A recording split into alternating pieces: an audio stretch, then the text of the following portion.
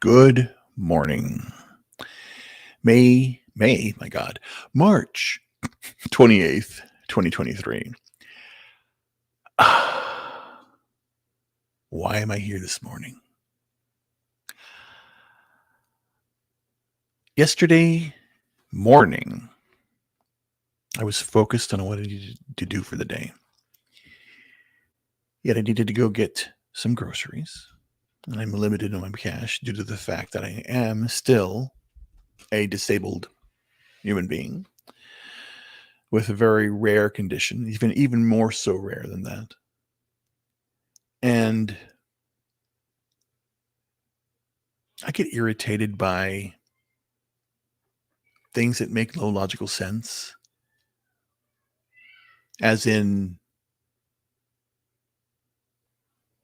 it's fathoms of the mind that how far from my perspective we have fallen in the realm of responsibility. And again, in the link below, I gave my live testimony of why I am taking responsibility for my life, and I am taking responsibility for what is out there right now. Yet sometimes it does affect me where I'm just like frustrated, like, oh, this makes no sense. This is not logical. It's not based in any reality. And it affects me, and I get upset. And I was already there. And I did do a rant, and it is a Rumble exclusive. I still haven't even loaded it yet. I have to review it. I'm actually thinking about now what I'll do with that video is I will play it live and react to it live. So I will do a live reaction of my video that I actually did. So it's the only way to do it, to explain the context of my overall frustration with society. And again, I blame myself for it. And again, I stand by the fact, and I'm going to say it again. It is all my fault. Okay. So the reason I'm doing this video is yesterday, I'll just tell you this. Yesterday was this is before the events that occurred in Nashville. This is way before that, or in Tennessee, whatever it was. It doesn't matter right now at this context. What matters is I was talking to my brother, and says I might have a headache. It's hurting again. It was a really massive migraine, and I never had a migraine like this before, and I still have a little bit of it, but it was all self-induced because my frustration had no outlet. No one's listening, and that goes back to the whole reason why we are where we are. No one is listening. All that we're doing is yelling at each other, and we're not coming to common ground. Hence, we'll never grow, we'll never evolve, and we'll continue to be where we are right now. And I had that argument with myself, which I do. I talk to myself all the time and trying to basically check myself. And again, I'll state it now. Prior to 2020, I rarely got upset. And due to the fact now that I'm in the healing mode, and I'm so grateful that I'm healing, anything that is being perpetrated to disrupt my calm and my peace, it does affect me even more because I am on a healing path. Yet I need to interact with society, and in doing so, it makes me upset because people are acting not rationally, with no sense of self-awareness. It's just completely bizarre, and I'll explain it right now in regards to that's the whole point. So then I basically, I talked to my brother, and we basically he said, you gotta let that shit go. And I go, yeah, I know, but it's like, I cannot believe I'm 55. I turned 55 on the March 6th. This is my birthday month, and continue to see such idiocracy, basically, of everybody. It's insane, because that's where I think we're going. We're going down that path because it's getting ridiculous. It's getting totally ridiculous. But last night, after the fact that I said I witnessed what was going on, I went to bed and I shielded myself. I had to meditate and relax and just take time to just let go of the sadness I feel. Again, it's when I react to anything, it's out of sadness. It's out of it's like I don't. What are you doing? It's like my soul hurts. Even thinking about it right now, I feel stress and pain. And again, I get it now. I feel, for the first time, I'm feeling stress. It's interesting, or recognizing that I'm feeling stressed. But once I took the time last night and thought about it, and I went right to bed, calm, relaxed. And then I got up early, bright-eyed, woke up, started my workout, had a good time, and then I looked at YouTube, and lo and behold, I found something very interesting. And I'll share that with you now. A response to a video I saw last night and responded back to it. Now let's show you now. Let me do that. Let me do share. Hopefully it'll work. It should work. Share. Yeah, there it is, right? Let me see. Yeah, there it is. It's there. Okay, so it's sharing. Oh, shoot. Okay. So I saw ABC News pop up on my stream. And basically I gotta slow down. Because I'm in pain right now. It hurts, but I'm good. It says 6 killed in Nashville school mass shooting. Okay, that's the gist of where we are. That's what I saw. And then I started watching the video, and I get more disgusted.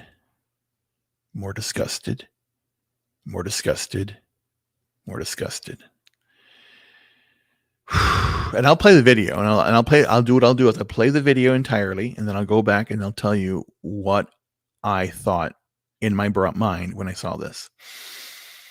So let me play it first. I know. Let me just make it bigger. Hopefully it'll work. Yes. And then let's play it, and then I'll play it through all at all at once, and then we'll do it from there. So hold on, I'm readjusting my screen here so I can see everything at the same time. So this is the video. Okay, let me play it. This is one shot, one take. I'm not going to stop it, and then I'm not going to stop it. And then I will stop it and replay. It's only 4 minutes. I don't really care how long we take, because again, this has to be again live right now. We're doing this. Here we go. Unfortunately, tonight we do begin with yet another horrific story playing out in the South. The deadly school shooting at an elementary school in Nashville. 3 9-year-olds and 3 staff members shot and killed by a shooter who police have just identified as a 28-year-old armed with at least 2 assault-style weapons. They say it was a targeted and premeditated attack. The suspect was shot and killed by police. Authorities say the suspect shot through a door at the Covenant School, a private Christian school, for some 200 children in pre-K through 6th grade. At 10:30 this morning, police receiving word of an active shooter rushing to the school, hearing gunshots, confronting the shooter. Within 14 minutes, it was over, but not without the terrible toll left behind. Tonight, the image of small children holding hands as they're taken by bus to be reunited with their parents at a different church. the haunting face of one of them, a little girl crying on the bus. And as I mentioned, the shooter has now been identified tonight, believed to have been a student at that school at one time. Tonight, investigators say they are looking at video from inside the school and that they have visited the suspect's home looking for a motive. ABC's Alex Perez leading us off tonight. He's on the scene in Nashville. Tonight, investigators in Nashville asking what led a 28-year-old armed with assault-style rifles to break into this Christian school and open fire, killing 3 innocent children and 3 adult staff members. They got a legit active shooter at a school. At 10:13 a.m., the first call coming in, law enforcement racing to Covenant School. 5 officers enter and hear gunshots coming from the second floor. They immediately went to the gunfire. They saw a shooter, a female, who was firing. There's multiple victims down inside the school. Shooter is down now as well. 10:27 a.m., 14 minutes after that first call, 2 officers confront and kill the shooter. Even in a remarkably fast response, there was not enough time. And those guns stole precious lives from us today in Nashville. Late today, police identifying those killed: Evelyn Dickhouse, Haley Scruggs, William Kinney, all 9 years old. Catherine Coons, 60, the head of the school, according to its website, and Cynthia Peak, a substitute teacher, and Mike Hill, a custodian, both 61. I was literally moved to tears to see this and the kids as they were being ushered out of the building. The devastating images, small children moving single file, holding hands, terrified faces seen through school bus windows. Parents anxiously looking for their kids, running through parking lots, gathering at a nearby church, and supporting each other in prayer. We just need to embrace those that are grieving because we grieve with them at times like this. Police identifying the shooter as 28-year-old Audrey Hale from Nashville, who at one point may have been a student at the school. Authorities say the shooter identified as transgender. Investigators finding a vehicle nearby, helping them identify the shooter. Officers searching Hale's home, finding maps of the school property and writings the shooter left behind. This tells you about someone whose total identity was wrapped into committing this mass shooting. According to police, all doors of the school were locked. Armed with 2 assault-style rifles and a handgun and multiple rounds of ammunition, Hale, police say, gained entry by shooting through one of the doors, moving from the first to second floor, firing multiple rounds before being fatally shot by officers in the lobby area on the second floor. And tonight, President Biden addressing the nation after yet another school shooting, calling it sick. It's ripping our communities apart, ripping the soul of this nation, ripping at the very soul of the nation. And we have to do more to protect our schools. And Alex Perez joins us from the scene tonight. And Alex, police say they do have that video from inside the school. What more are you learning tonight? Well, David, this is a private school, so there was no resource officer on the property, but they did have an active shooter protocol in place. Investigators have interviewed Hale's father as they work now to pinpoint an exact motive. David? Just an awful story playing out today. Alex Perez on the scene in Nashville for us. Alex, thank you. Hi, everyone. George Stephanopoulos here. Of that guy. Okay, so that's the video. Okay, now let me play it again. And this time, I will tell you what I thought every single time. I'll stop it. Hold a minute. Wait a minute. Okay, let me go back it up again. Back it up. Let's go back. Now let's go. Let's take it into context about me. Okay, ready? Here we go. Get ready.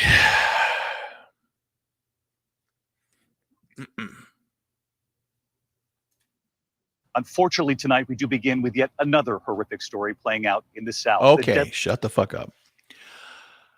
Unfortunately, no. Again, ABC News, you are complicit in this. I'll say it again. You are complicit in all of this. ABC News, ESPN, Disney, the big conglomerate of ABC, you're responsible for this. Unfortunately, no, you've caused this by your inaction in calling out those people like this shooter who are mentally disturbed and need to seek help, yet go under these procedures that you are mutilating people and changing their chemistry. That's the reality of this. You are not addressing the real issue people are dealing with. You're trying to change them so that they are slaves to the system. That's what you're doing. And again, this person is a news reader. It's not a journalist. There are no more journalists. Journalism is dead. Okay? Continuing. Deadly school shooting at an elementary school in Nashville. 3 9-year-olds and 3 staff members shot and killed by a shooter who police have just identified as a 28-year-old armed with at least 2. Okay. They don't mention it's a woman or a tranny or whatever. They don't mention anything. They just say shooter. Okay, they're signaling out to their allies in a subculture. LGBTQ is a subculture. You are not part of society. You're a subculture. Gamers are a subculture. Those people that live in their basements are subcultures. Furries are subcultures. They are not society. You're a fringe. You're a fringe. You're a freak. Just like me. I'm a freak too. I'm a freak on classical music. I have CDs. I listen to high fidelity. I'm a high fidelity freak. I do not listen to anything unless it's high fidelity. And it disturbs my brain. That makes me a freak. I'm a computer freak. I build computers. I take them apart. I rebuild them. I'm a book geek. I am the classic nerd. Me. And I wear that badge with honor. That's nothing wrong with that. Call me what you want again. I don't care. I'm happy. Okay. Yet I don't need someone else to validate my opinion. I'm just going to give you my opinion. Take it or leave it. It's not going to, I don't care if it doesn't bother me. But when you accuse me of doing something, inciting violence, and we'll get to that point. But let's just finish this video. 2 assault-style Okay. weapons. Another moronic, stupid phrase. Assault weapons. Do you know what assault is? That means hitting something. That means the assault is the action. This could be an assault telephone. This can be an assault cup. It's meaningless. Stop using meaningless words. You're programming people to believe that anything black is an assault. It's an assault penis. Again, what are you doing? You're the poor African American brothers. And for the record, I'm African American part 2. I'm 6.2%. Yeah, around there, 6 to 7% African American. That's me. And I'm actually like 37% Native American. So get off my land. As a side note, my father's father, who I share, I just found out, a birthmark right here in the cheek and on the butt. We have the same birthmark. Imagine that. Your grandparent and you have the same birthmark. His nickname was Red. He was an Indian. And he was born in 1911. And you know who his favorite football team was? The Washington Redskins. Because he's an Indian and he was proud that they used the Indian. I got Aztec in my blood, boys. Real American. Real American. Okay, so don't even accuse me of just. My brother went to Howard University. I was there. You know, I'm black. I'm quarter black is quarter black. I'm on nearly 10%, but I'm more Native American. So you know what? Again, but that's a label. What's in my heart is more true. Okay, just listen. Let's finish up. I don't want to go do a segue. I'm sick and tired of segues. They say it was a targeted and premeditated attack. No the shit. suspect was shot and killed by police. Authorities say the suspect shot through a door at the Covenant School, a private Christian school, for some 200 children in pre-K through 6th grade. At 10:30 this morning, police receiving word of an active shooter rushing to the school, hearing gunshots, confronting the shooter. Within 14 minutes, it was over, but not without the terrible toll left behind. Yeah, that's it. It takes all. The thing here is, I saw the video of what she did, what she went in there and did then, and it's tragedy. When again, I can empathize with somebody who comes to the breaking point of issues that come up with them. Okay, I've been there, and I'll go through that, a little more here based upon what I just read. Okay. Tonight, the image of small children holding hands as they're taken by bus to be reunited with their parents at a different church. The haunting face of one of them, a little girl, Yeah, crying. again, imagery is powerful, and they know that. All these news organizations know if it bleeds, it leads. They want to get clicks and eyeballs, and all they care about is: are you watching? Are you consuming it? Are you enveloped in fear? They want you to imbue yourself inside that child and want you to feel her pain. It is ridiculously evil, in my opinion. On the bus. And as I mentioned, the shooter has now been identified tonight, believed to have been a student at that school at one time. I don't Tonight, know about investigators that. say they Confirmed or are not. looking at video from inside the school and that they have visited the suspect's home looking for a motive. Looking for a motive. Now, that is the most disingenuous comment I've ever seen. You know what happened. This person, this female, was convinced to become trans. And that wasn't good enough. And then they lashed out and caused a lot of destruction. They did. It wasn't the gun, it was the person. And you have a lot of people right now that have very, very messed up minds right now. Because if you mess with the chemistry of the biology of a person, doesn't matter what they feel or what they think they have, that's not reality. Okay? You're being disingenuous, ABC News, and all organizations that did not cover this. That is very, very darkness. You're hiding. You're hiding the reality of the situation. Continuing. ABC's Alex Perez leading us off tonight. He's on the scene in Nashville. Tonight, investigators in Nashville asking what led a 28-year-old armed with assault-style rifles to break into this Christian school and open fire. Okay. Again, another idiot. Again, this is all scripted. What could have done it? We have no idea. Yes, you do. You know, and you caused it. ABC, all pushing the LGBTQ plus blah, blah, blah of agenda. You are perpetuating it. You are forcing America to do something it's not supposed to do. It's not supposed to do this stuff. Again, we don't not a subculture. You're in the bottom of the barrel, just like me. I'm at the bottom of the barrel too. Nobody listens to classical music the way I do. I am laughed at every fucking day. Okay, for what the things that I do. I don't give a shit because it's my life and I'm gonna be happy. I don't need anybody else to validate me like you do.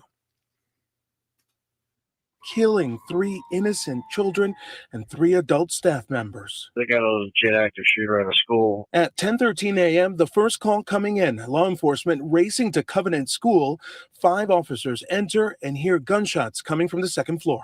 They immediately went to the gunfire. They saw a shooter, a female who was There, a gentleman that actually understands it. Not taking any bullshit and saying it. This female went in there and shot people. That's it. It's the end of the story. There's no more like context. This evil person, woman, this tranny, whatever the fuck you want to call it, that thing, I don't get it. I don't care because it has no soul anymore. It basically turned putrid. It died and had no empathy for itself and anything. It wanted to go out. This could have been a suicide by cop. Who knows? I'm just saying. I don't know, but taking out Christians who she thinks, causing problems, which is totally bullshit. firing. There's multiple victims down inside the school. Shooter is down now as well. 10:27 a.m., 14 minutes after that first call, 2 officers confront and kill the shooter. Even in a remarkably fast response, there was not enough time. And those guns stole precious lives from us today in Nashville. Late today, police identifying those killed: Evelyn Dickhouse, Haley Scruggs, William Kinney, all 9 years old. Catherine, 9 years old. 9. I could remember when I was 9 years old, and 9 was a very important year for me. I learned how to tie my shoes. I learned how to ride a bike. My sister was born. Our family was established. There's all 6 of us at the time. It was the first time we became 6 people, a family. I remember being in San Diego and seeing the tragedy of the PSA flight. I'm just remembering going back, being at 9 years old. 9 years old. 9 years, just like that, gone. And the people 60 years old, because I'm 55, and to have these people are my age almost, or just 5 years older than I am. They're gone too. Coons, 60, the head of the school, according to its website, and Cynthia Peak, a substitute teacher, and Mike Hill, a custodian. Substitute teacher. I substitute taught when I got out of high school. I went to school to be a teacher. And if I have to do it again, I'll do it. Because educating people is so important now, especially these days.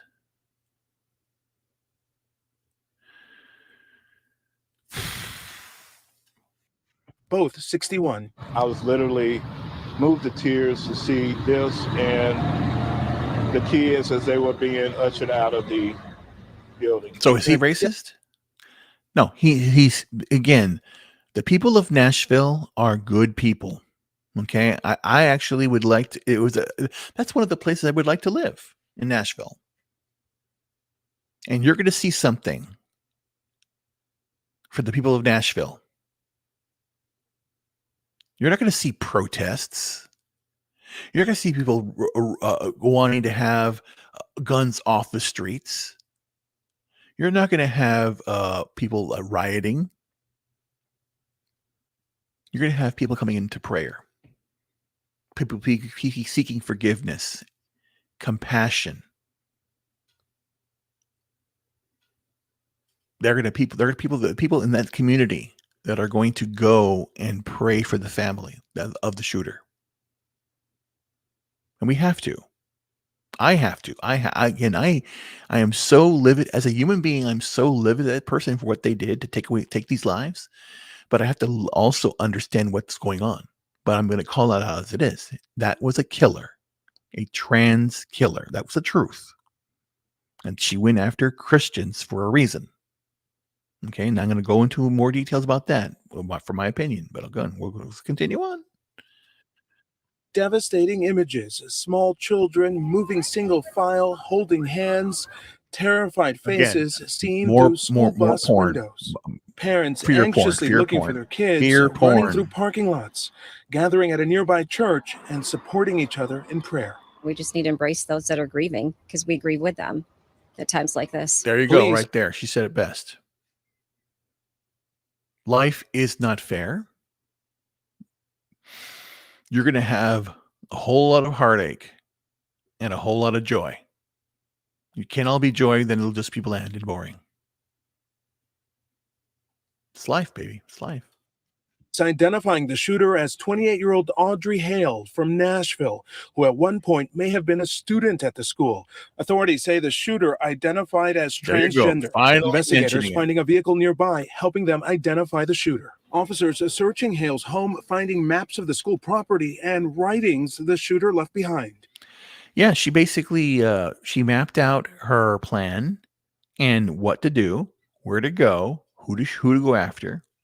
And she basically, the doors were locked, and she basically, it was like, a regular, glass door, opened up outside. You know how you walked up to and and then she just blew it up and just went right in and shot everybody. 14 minutes from the moment that they called the police till the moment it was over. So she was already shooting people. They called the police, 911. Come here right now. They got there. They breached the place. They went after her and shot her. All in the span from a phone call till the moment's over is 14 minutes. 14 minutes. People can't even keep their attention span for less than 5. This is 3 times as much. And it went by like that. Like life can go by like that too. What do you do with it? What are you going to do? What are you going to do with your life? What are you going to do? This tells you about someone whose total identity was wrapped into committing this mass shooting. There you go. Her identity was wrapped into committing this mass shooting. And that is a no more truer statement than ever. The LGBT community and the trans community are getting more and more violent. And they're being egged on by society. Because no one's standing up and saying no more. I am going to stand up and say no more. Let's continue. The police, all doors of the school were locked, armed with 2 assault-style rifles and a handgun and multiple... Again, they're 2 rifles, not assault style. Something that, again, we're going to call a black person an assault person because it's black. You're basically, you're assigning assault rifle just because it looks scary. That is, looks don't do anything. I look scary too. I'm assault Reuben? What? You're using terms incorrectly in changing words and changing society for the worst. And again, detriment. And I can prove it here. Let's continue. Multiple rounds of ammunition.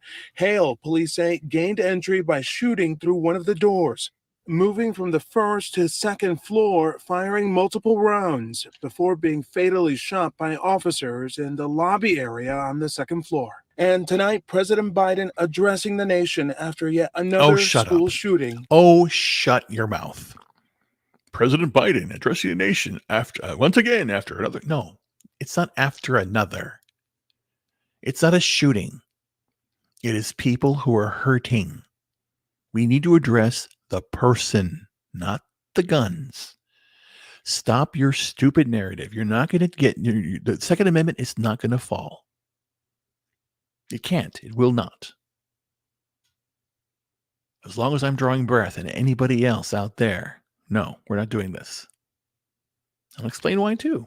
Again, you're not doing this. No.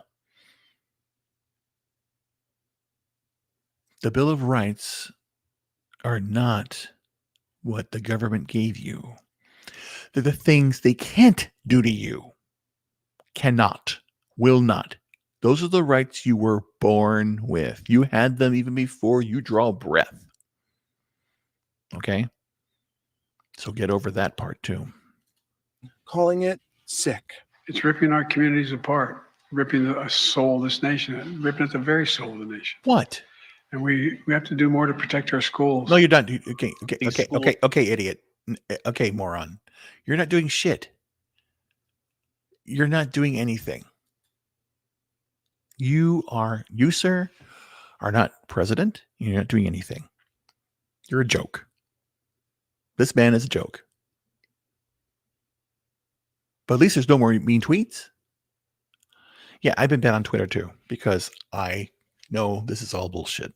Okay, and I don't care now. Twitter is a platform. You can't silence me. I'm not going to get quiet. I'm going to get louder, or actually more firm. I can't get louder because of my condition. I don't need it louder. I'm going to spin my words in a way that will cause you to question your reality because it's not reality. It's fantasy. Okay, let's continue with this meat puppet. A soul of this nation, ripping at the very soul of the nation. And we have to do more to protect our schools. No, you don't. And Alex Perez joins us from the scene tonight. And Alex, police say they do have that video from inside the school. What more are you learning tonight? Well, David, this is a private school, so there was no resource officer on the property. Oh, shut up. Shut up, resource officer on site. Police in school, that's a choice of the individual. You should have they should have guns on school site. What, Reuben? Why? Because a good guy with a gun. This could have been solved like guy. If I were there and I had a weapon and this person comes in, they're dead. It's like not even 10 seconds. It's like it's over. Hello, goodbye, boom, done. That's why I'm gonna get my concealed carry now in Florida. I'm done. Good guy with a gun. You don't even know if I have it on me or not. So some days I may not even bring it with me. Because I don't need the gun. I don't need it. I have my mind. Take down any of these things. Let's finish up this idiot here. But they did have an active shooter protocol in place. Investigators have interviewed Hale's father as they work now to pinpoint an exact motive.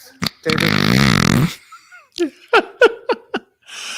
Disingenuous liars. And that right there is the lie. We want to find out why they did this.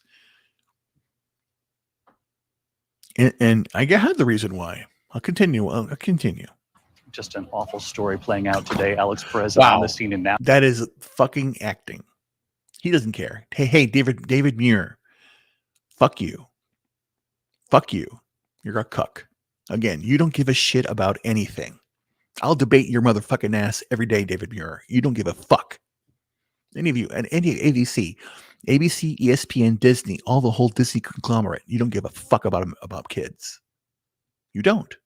You haven't shown you do. In the shit you're spewing out.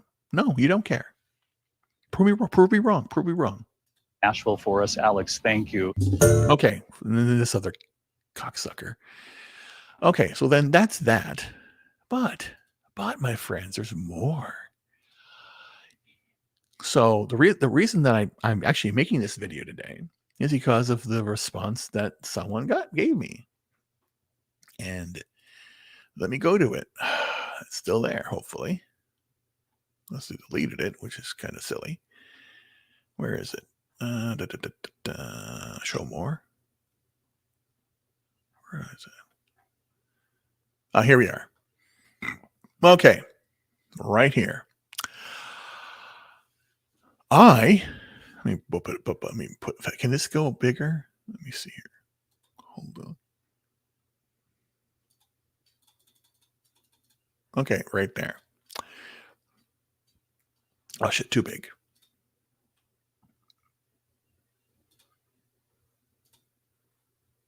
Okay, right there. Okay. My response was trans killer killing Christians. This is civil war. That's my response. Okay. And then look at right there. This SG former reported for inciting violence. So here we go. This is where the show begins. I'm inciting violence by saying trans killer killing Christians. This is civil war. That's inciting violence. Are you insane? Are you insane? No. Did you know also that Rand Paul's, one of his staffers, was stabbed yesterday too? Did you know that 2 New York, I think it's Congress people, were murdered? I think it was last month because they were Republicans. This is a civil war for the soul of America. Prove me wrong, SG former. This video is meant for you. You are the one. This is for you. and anybody else who replied. And I'll go through this list, but yours was the most fun because, again, you proved my argument. And I'm going to go through step by step the breakdown of how you are part of the problem. And it is a you problem too. It's you in your head. Something is physically wrong with you and mentally wrong with you. And you have to fix it. You have to take care of it. Not me, not society, you. Okay, let's go here. Highlighted reply. Okay, let's look at these replies here. Okay, cinnamon roll. Shit, here's another thing. I use my fucking name, idiots. I don't give a fuck because I know I'm right. Prove me wrong. Prove me wrong. And actually, I say it here. Let me go ahead and do this real quick. I'll just go to this video that we're in right now. And then I will read to you what I put down here at the bottom of this thing. Where did I put that thing? Let me see here. Yeah, I put it in the leading up. This is my opening response I put it in the description, but I'll read it to you right now first before we start. And I'm going to show it because I'll just read it right now. I have no fear. That's true. I stand now as a man with AGAPE love, unconditional love of God. If you were to describe it, pure love unconditionally. I take responsibility for the world that I live in. I am now going to stand up and take action in my life to redeem myself. I'm taking responsibility. And in fact, I have a video in the link below where I actually said, it was on February 28th, a month ago it was a month ago, where I took responsibility for my life and my actions and everything that's going on around here. And I said, I'm going to do the best to sell everything I own, start a new life, and be a man that's promoting love and happiness and then putting an end to this bullshit, basically. So then I put down here, all I want from society is to be left alone. Yet now you have disturbed my peace and you are making me and all men move. You're not doing this anymore. The global delusion ends now. The global delusion is what we're in right now. It's been a long time coming. So that's where we stand right now. And let's go through this. Let's go through what they say, and then let's see what the reality of the situation is. Okay, let me do this. Okay. The first one from someone called Cinnamon Roll. While it's never okay to kill anyone, especially children, I would also like to point out that Christians have targeted and killed tormented trans people for centuries. Great. Okay. I agree with you. The Christians went after Galileo, someone I admire. They went after scientists. They went after doctors. They went after people like me. If I was back then, I would be targeted. I'm different. I have been targeted before.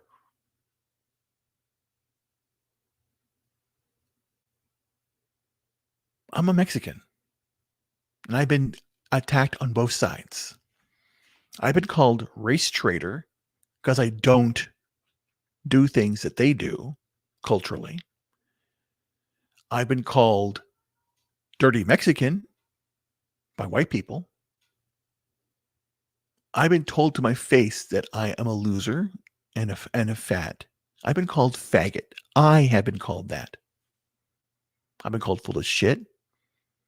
I've had stuff thrown at me. But again, I knew that I knew better, and I took it because it didn't bother me that much. It did bother me, but I knew that these were just idiot kids. Until the one day some motherfucker pushed me too far, I turned around and hit him so hard, and after that, no one fucked with me anymore. We're at that point now. We're at the point now where I've taken enough of this shit, and I'm now going to stand up and punch somebody in the fucking face, but I don't want to. I'm going to do it metaphorically with words. I'm going to use my intelligence and get things done here. So the idea that you're basically saying that since they have done it in the past, that they deserve to die is a very, very evil thought. You're taking revenge. Cinnamon roll. Do you understand that? Tell me if I'm wrong. Tell me if I'm wrong. While it is never okay to kill anybody, especially kids. Well, they kill kids every day.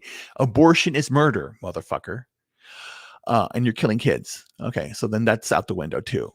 I would also like to point out. Pointing out what Christians have targeted and killed.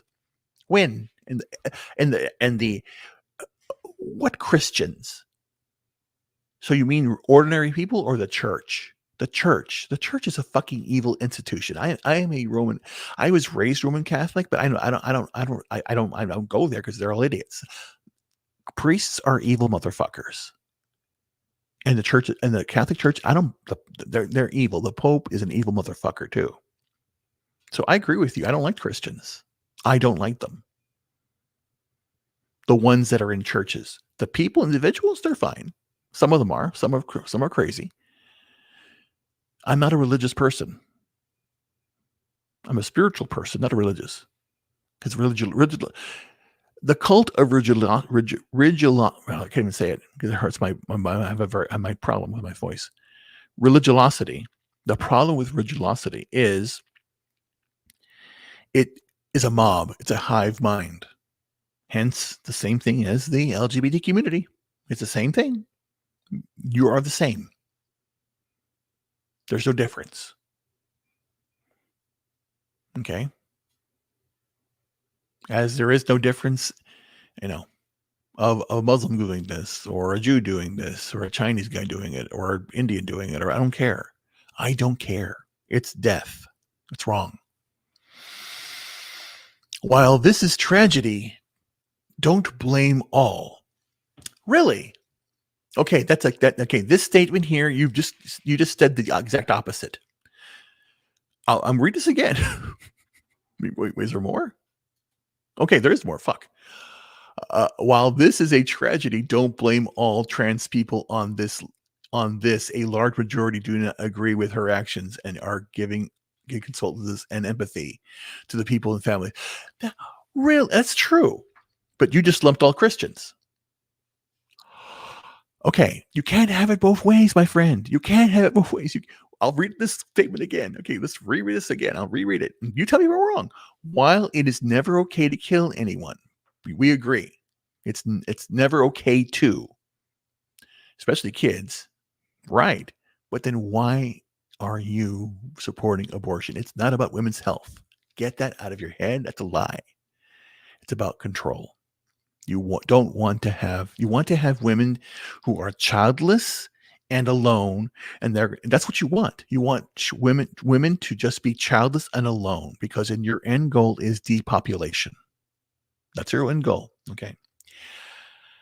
I would also like to point out, okay, Christians have targeted, killed, and tormented trans people for centuries. I don't give a fuck. That's in the past. The past is over. What's going on now at this moment? And okay, well, if this is tragedy, I don't blame all trans. Yeah, again, I don't blame. If you're trans, truly trans, I don't care. I don't care. I don't really care. I don't. But again, I do care if you basically claim you're a woman, you want to date a guy, and you say you're a woman, you're not. If you're a trans woman or whatever the fuck that thing is, and you are physically a man, and you say you're a woman, you're a liar. You are a liar. No. I want a real woman. And in fact, I do. I'm putting it out there. I'm looking for a trad wife, and I want her to just stay at home and take care of the house. She can work if she wants to. She doesn't have to. But I want her to look pretty for me, take care of me. I'll take care of her. I'm going to throw all that love on her. Right now, I make 6 figures a year. I'm going to make 7, 8. I'm doing it because I want to. I want my wife. She doesn't have to work, but if she wants to, she can. I want to have fun with her. Take care of her. Again, that's me. And they say here, don't agree with her actions and are giving our condolences and empathy for people who have families affected. Yeah, that's good. That's how it should be. This should be basically the following. This is a disturbed person who went out and hurt people because they're hurting. I can admit that. I can admit that. But then to basically say, the reason I say trans killer killing Christians is a civil war, because the LGBT community is hell-bent on destroying Christianity because they feel like what you just said. Well, for centuries they did this. Now it's their turn to pay. You're looking for revenge. Get over it. Stop it. Again, tell me if I'm wrong. You just played yourself. You come up saying that killing is never okay, kids especially, which then again hold the whole abortion argument. You just throw that out the window. And then I would like to point. Then you're going, well, I would like to point out this happened in the past, so we have to address it now. No, you do not. You remember it. Any trans person throughout history who has been killed or marginalized, I empathize with that.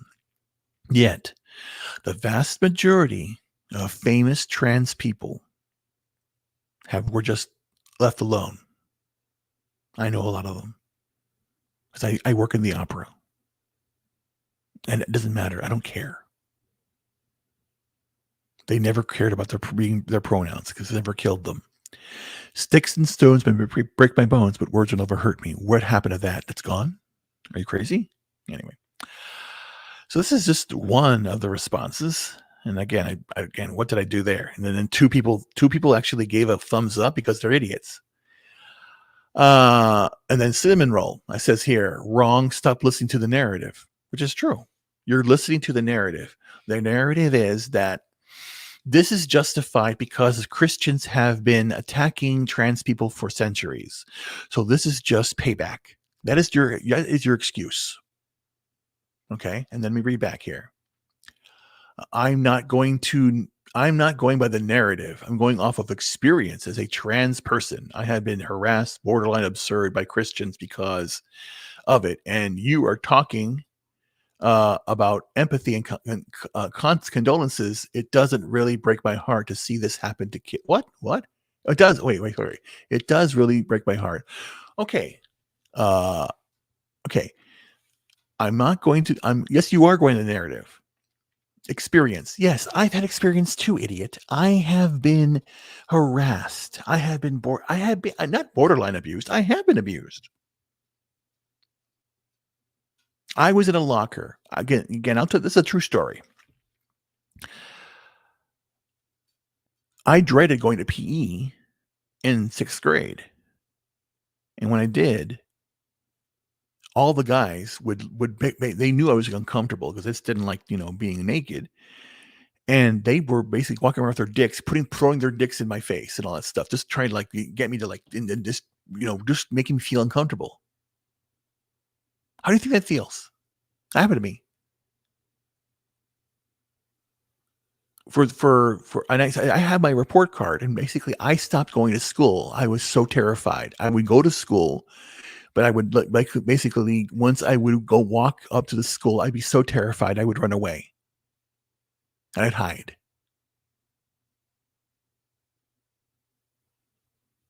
And I nearly failed. It was a shit show. I went through so much pain as being the different person. I was a nerd. I was called faggot. I was pushed. I was done stuff. I didn't do anything. No one did it. My parents, my father was angry because I wasn't fighting back. Because all I wanted to do was read and be happy and to stay in my bubble. Because I had to protect myself because what I went through. So don't even assume that I don't know what real harassment is. I do.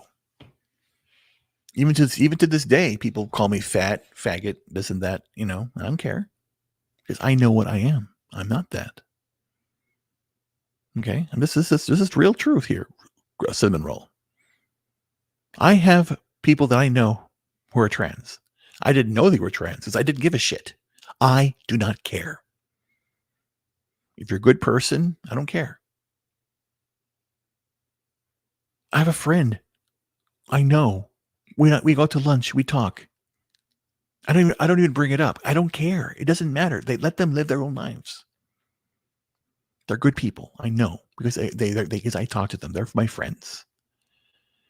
And again, if you ask anybody about that, I know who with a character I have. My character is a loving character.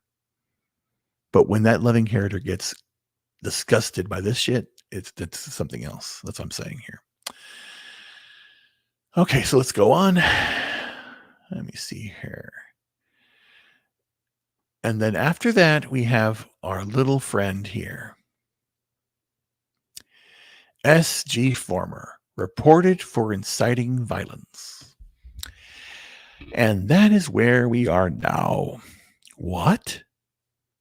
Inciting violence by me saying trans killer killing Christians. This is civil war. Really? That's inciting violence. That is the dumbest fucking thing I've ever read. Hey, SG Former, you're an idiot. Plain and simple, you're a moron. You're a fucking moron. It is not violence. I'm not inciting anything. I'm saying I'm not doing it. This is call it out for what it is. This person was disturbed, and they paid the ultimate price. They killed themselves. But we need to address the fact that here's the thing. Not everyone's trans. It's very, very rare. You're taking someone's delusion and making it real, and you give them a lot of problems. You know what's going to happen, right? I don't want to get off topic here, but that's what I'm saying. So then let's go down to the real root of it all. Let me go ahead and stop this. Hold on, stop sharing. Anyway, I don't know. So this is where we get into the whole idea, and I have a series of articles to explain what I'm going through or what I've been doing through. Because up until yesterday at noon, I was very angry because of the situation that I'm in with here's what happened yesterday, really, really quickly.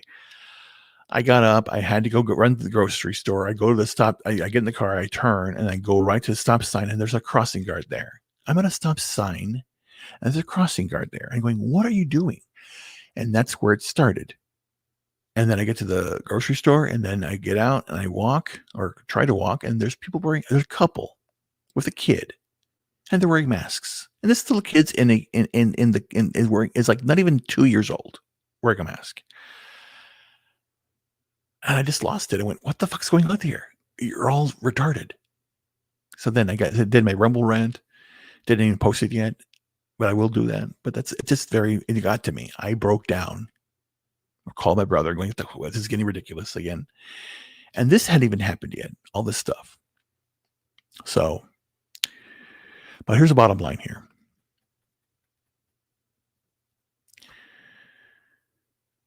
I'm not inciting violence. I'm pointing out the fact that this is getting ridiculous. We're hurting people. We're causing extreme emotional, physical damage now for an entire generation of people. Generations of people. The people that are my age that are dying earlier because of the stress that's going on in the world. People who are dying now my age because they didn't seek medical attention when they should have, and they didn't. People dying because they don't know what's going to happen next. They're so terrified. Are we going to go to war? What about the economy? How am I going to feed myself? These things are people are worried about right now, and it's causing ultimate stress. And then the final ultimate, sadness is when you basically self-delete and kill yourselves. It's just sad. I don't like that, and I don't want it to happen. So then let me go ahead and pull up the first article I have here, because I'm basically showing you what is going on here, what I deal with every day as myself. I'll just tell you a little story about myself. I'm a freak. I'm different than everybody else. I was laughed at, like I told you before, treated badly. My parents couldn't deal with me. They didn't know how to deal with me. I went to school to study music because I love music.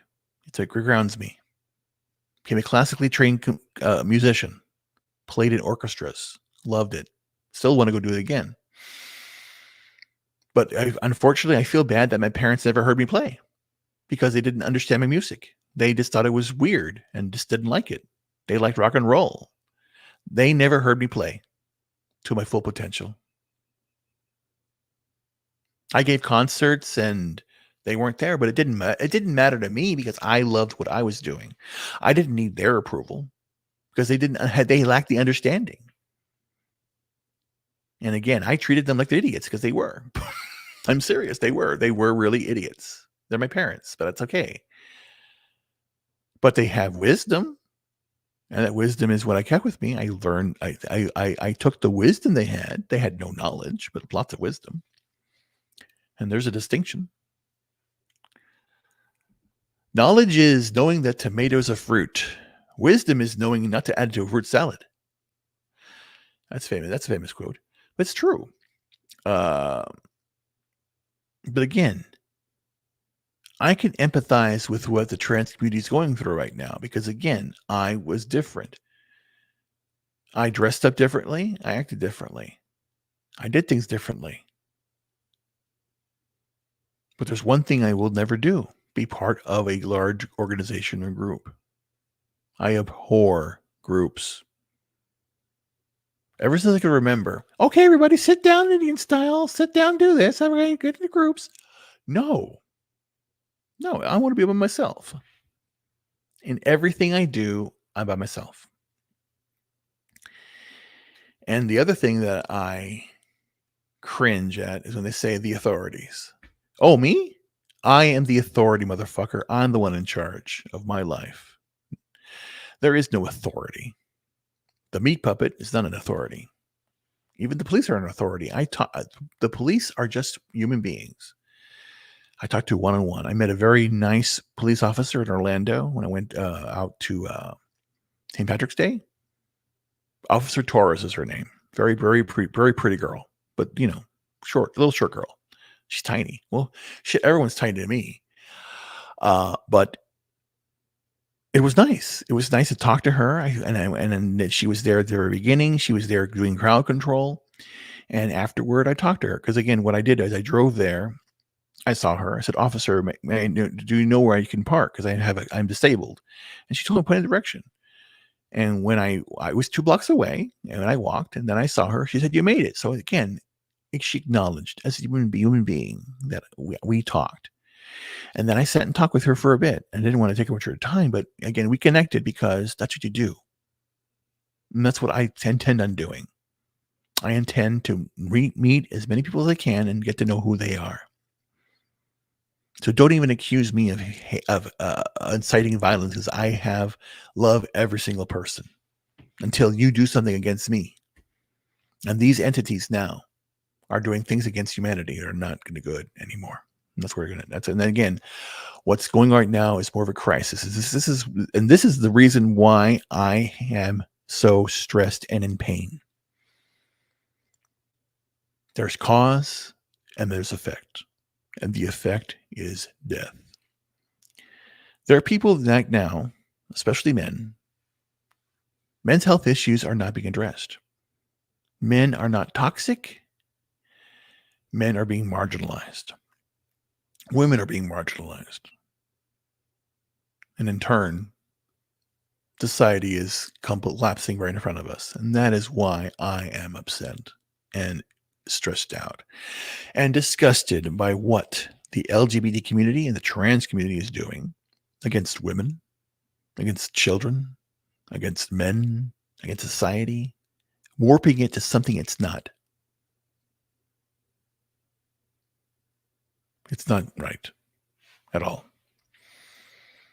So let me go ahead and get to the point of this situation. Men are killing themselves at an alarming rate. Some of you out there that listen to this who agree with Mr. or whatever that thing is, former, want that. You want less men. You don't want, and again, you are sick in the head. I want more men, more women, more Americans to live and be happy, because I love Americans.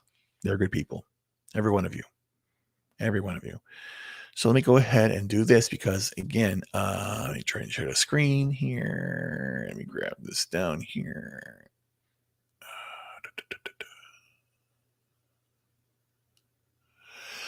So I'm going to show this one, and this starts to show you what men are dealing with every day. Okay. Let me go make sure I have this correctly. Let me make sure it's all set up correctly.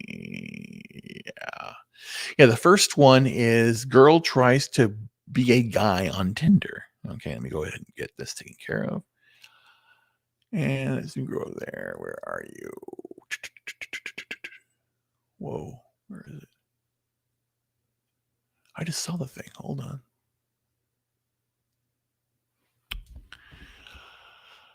Yeah, of course, right when oh, here it is. Here we are. Good. I find it. Boom. I find it. Now it's here. I find you. Now you're here. Okay.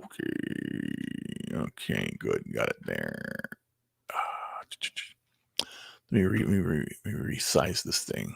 Here we go. There we go. That's better. There we go. Let me move this over here. Ow. Boom. Okay. Okay, let me build this one up.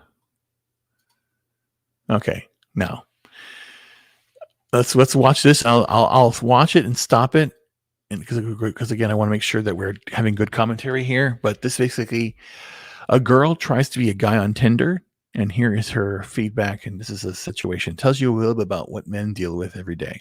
Okay, let's just go step by step through here. Links in the below for this whole video. Hey guys, I've got a bit of an experiment today. I'm going to call up a friend of mine, Sada. I'm going to get her to create a Tinder account using pictures of me. So then basically, this girl is, he's doing a social experiment. Okay. So then, that's the gist of us here. She's going to create a male account, and then she's going to have the experience. Let's get to the force. I don't even worry about this right now. And give her a call. Hi, Sada. How are you doing? I'm fine, and you? Yes, I'm doing very well. I told you that I was going to have an experiment for you. What I want to do today is I want to swap your gender. I want to see what it's like if a woman is put into the shoes of a man. There you go. So I'm going to send you a couple of photos of myself, and I want you to create a dating profile as a man. Okay. And I want you to see if you can get a woman to go on a date with you. I wonder what's going to happen. I wonder what's going to happen. What your experience is like as a I'm putting it down. This doesn't matter. What matters is I know what's going to happen. And you've got a hypothesis which says that you're going to get a lot of matches based on my appearance. I promise I'll send you some good photos of myself, or at least I'll try and find some. So this girl is already saying, "Oh my God, my friend here, you're going to get all these women, all that stuff." Again, she secretly likes the guy, but it's not saying it, but knows him because of one thing. She knows him. Again, once people start talking to each other, we find out how many similarities we have. But right now, we're not being told to talk. We're told to accuse, to point, to yell. And that is not good. Give you, let's say, a week's time. I want you to try and match with as many women as possible. Okay, this will be fun. The next step is I need to find some photos. Let's see these photos. Right, I'll just send them through to her now. Let's see the photos she sends. Good luck. So I just talked to Alexander, and he basically wants me to be a man and to go on Tinder and to get some girls to go on a date with me, but with his pictures. So I already put his pictures on Tinder, and I invented some bio, just some simple stuff. Hi, my name is Alex. I live and work in Lisbon as a psychologist, looking for a nice lady to develop a meaningful relationship with and enjoy the pleasures of life. Now, who wouldn't want that? Who wouldn't have said that thing? This is what I do. This is what I'm looking for. And this is what I want. Simple. That's what a man does. A man will always say, again, men are expected to have built something. Women always ask, what did you do? What do you do for a living? And then the other thing is, well, at least from my perspective, here's what I'm doing with my life. And then here's where I want to go. And this is why I need you. So this is like this. I do the same thing. I'm doing this whole, I want to do the trad wife thing myself as I'm looking for a wife now. If you guys know anybody out there who is hot, think of the hottest girl you know. And then that's what I want. But she has to be intelligent, and she has to dress up really nice, and she has to know to cook and know how to, perform in the bedroom at my level. Because again, I'm going to teach her a few things because I know a lot of things. I have a certain set of skills, and the lady who finds out, you're gonna have a lot of fun. So let's see what's going on here. It's good, and yeah, there we go. I'm going to start doing some matches. This is day 3 of Tinder operation, and it's going well. On the group of 5, there was one that was like really gorgeous. Another one that I don't know why the hell did she match with me. I mean, the whole conversation was just pure pain, pure agony. She was like answering with 2 or 3 words in each message, and I was like, why? Stop this, stop. So here's the Tinder accounts. I don't know exactly what this is, but this is like, I think there are a lot of women that are liking me. This is like has 17.5 here. I don't know what that is. Put a like on this one too, and it's a match. I'm being more selective. I mean, this is going well. So I'm going to keep this, and I want to see what happens by the end of the day. So this is day 5. And at this point, I am not motivated. I am not happy with the results. On day 3, I got 13 matches. Yesterday, I got 1, and today I got 1. If I compare an experience that a woman has on a dating app and that a man has on a dating app, it's much different. And it's weird that I struggle so much, and that if I change like the picture to a woman, I don't struggle at all. I really thought... Really? Men need, or society expects men to have something to bring to the table. And then basically we say we're looking for somebody who's pretty, we want something pretty to look at, to hold. After a day of work, as a man should be out there working and building, at the end of that day, we want to come back home and relax. We want to, and the last thing we want is some bitch yelling and screaming about something. That's dumb. It's dumb. Again, that's why, you're in charge of the house. I'm in charge of everything out there. Division of labor. Done. And again, you're misogynistic. No, I'm not being misogynistic. I'm being realistic. Women are not fragile. They're vital to the success of the human species. And you're marginalizing them with men. And you see it here. Again, this woman is trying to be a guy on Tinder, and she is utterly depressed. Welcome to being a man in modern society. Men do not like this, and they're feeling bad. That's what happens. I would get a better response. I mean, I just don't know. I thought this was going to be more easy. Like, it's not going to be easy. I really wasn't expecting this. I don't want to do this again. All right, guys, it has been a week since I gave Sada this Tinder challenge experiment. I have no idea if it's been a failure or a success, but I'm going to call her now, and we'll find out what the result is. Let's see what's going on here. Hey, Sada, I am very curious to hear how you got on. Have you had a good week or a bad week with Tinder? Was it a success or a failure? I think it was a failure. I had like lots of expectations on what would go on and what would like happen, and it was like the complete opposite in terms of matching. I got some success. Hi, Lua, you're right, and you got no reply. Yeah, pretty much. I don't know why she matched with me. Como esta? Again, you get matched, you see some interest, you start talking, and they shut up right away. They don't even engage. Women are that cold, real quick. Boom, done.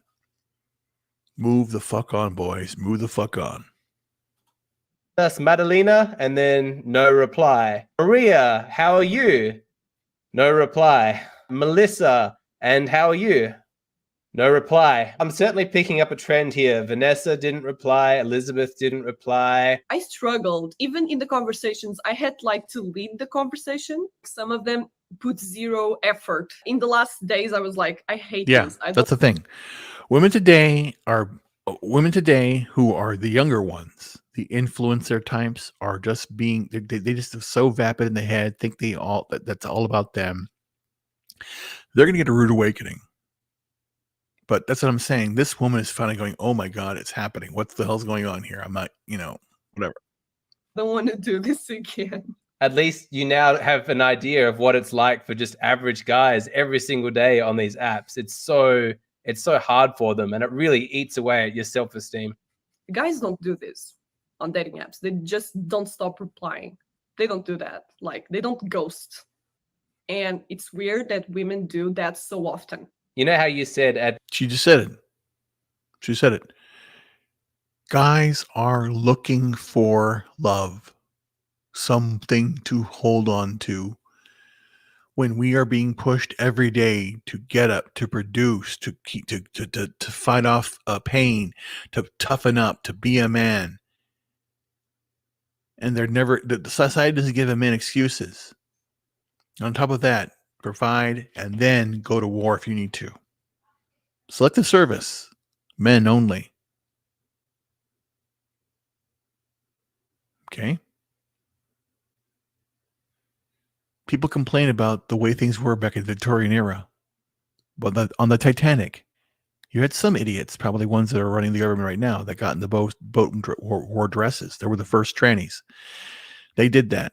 Again, weak men do those things. Now, what else happened on the Titanic? Every person who has a true man said women and children first. Because the children and women are we know what's important. Men know what's important. If you don't believe that, then I don't know. You're lost. at the beginning that it was easier to get matches, and then it was difficult to get replies or as many matches. So even that initial success that you got on the app, that wasn't really due to anything. That was completely artificial. Yeah, that makes sense, because today I got 0 matches. Yesterday 1, the other day 1, and I just feel like Tinder is just unfair as hell. This is all very weird reality, and maybe I was like ignorant. I didn't know this was like this. Would you encourage other women to do this experiment, to just try creating a male dating profile on Tinder just to see what it's like? Do you think that would be a valuable experience for women to go through? Of course, absolutely. Here you go. I don't need to say any more. That's that, because that's truth. That's the truth. The truth is that, whatever. So that's one idea. We need to understand how men are being marginalized today, and women also. And it's about communication, because right now we're not talking to each other, and that's why I'm doing what I'm doing. The whole idea of Conjecture, my new Substack I'm going to be putting out there. I'll put the link out there right now too, as I totally forgot about that, but I'll just do it right now. Let me do it. Where's my thing? Shit, wrong button. Don't want to kill the stream. It's the last thing I want to do. God, it'd be terrible. Like, what did he just do? He was online, now he's gone. I don't understand. So, excuse me.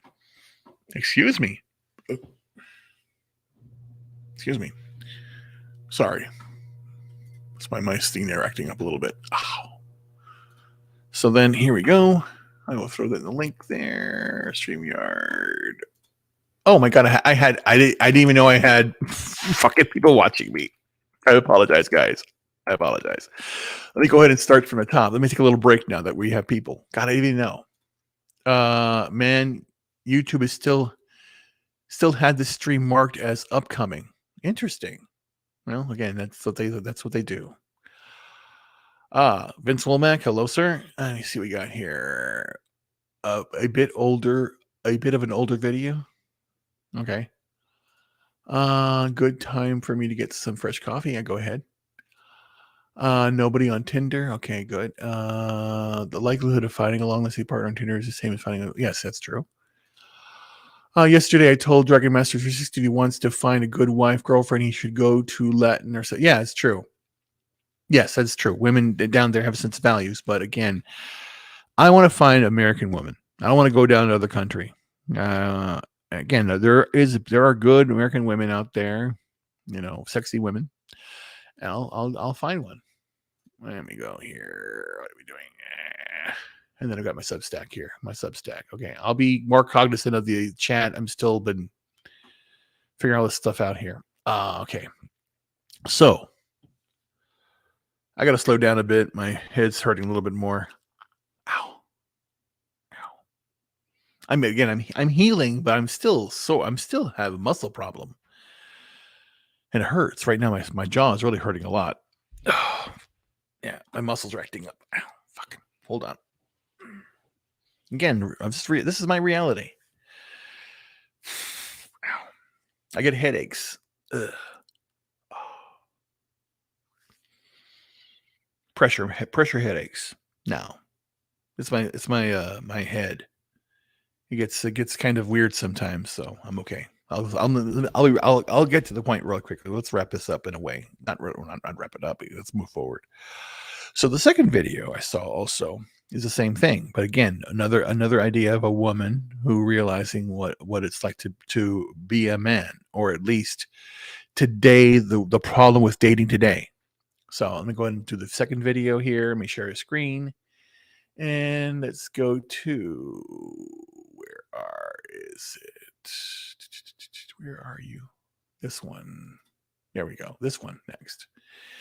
This one is dating women made me understand men. Okay, this is a good video. And we'll do the same thing. We'll stop it periodically. Come on. So as you may remember, I came out as bisexual last year. And since then, That's right, folks. It's either bisexual or bipolar. It's your idea to find out which one. If it's both, you'll have some fun. That happened. That's basically what happened to me and Danelle. I'm sorry, me and my ex-former girlfriend. Shit. Yeah, she's got some issues. She's on psychotic medication. I found out after the fact. Well, whatever. I still would do it because I like crazy. I love crazy. I love it to death. Okay, let's keep going. Are you crazy? You want to get in the jump of the sack with me right now? Please come over. Oh yeah, I'll do it. I'm very much like ready to go. Always. Because women are beautiful. All of them are. Okay. I have been dating women. And what I found very fascinating is that the more I date women, the more I find myself understanding heterosexual men. Let me explain. Really? Exhibit A. Okay, now it's kind of funny. Now she goes, "What do you mean? I don't understand." Oh shit! Let me go make it bigger. Okay, I'm a dummy. I'm a dumbass. Here we go. This is and of course she goes like controversial, like heterosexual. Men are heterosexual. Men are. Gay man's. I don't care what he is. It's a dude. Okay, whatever. A guy, gentleman. Men. Let me explain. Exhibit A.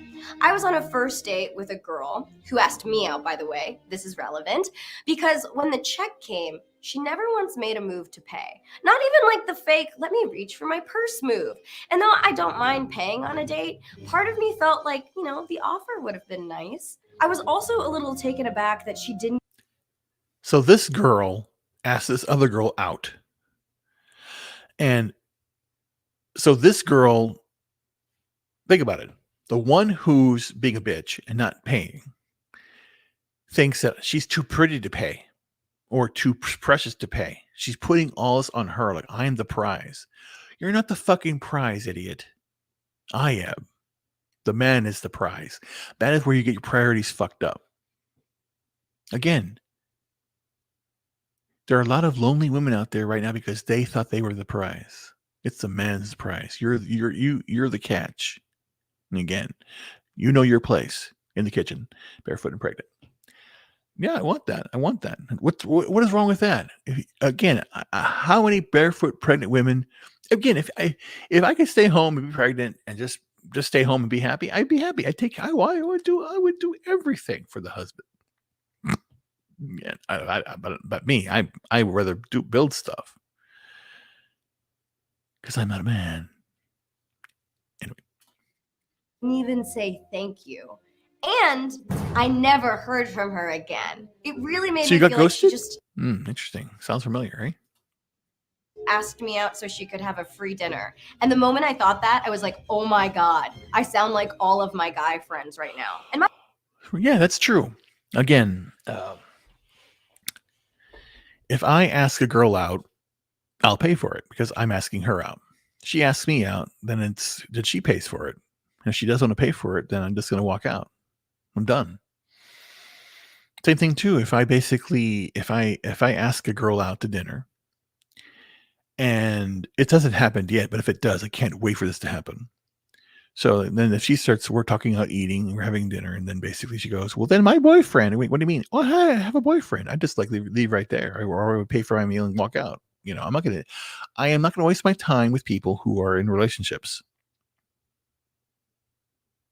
And in fact, and it happened also like a couple days ago. A married woman hit on me, and she hid the fact she was married. Sick. Saying, let's continue.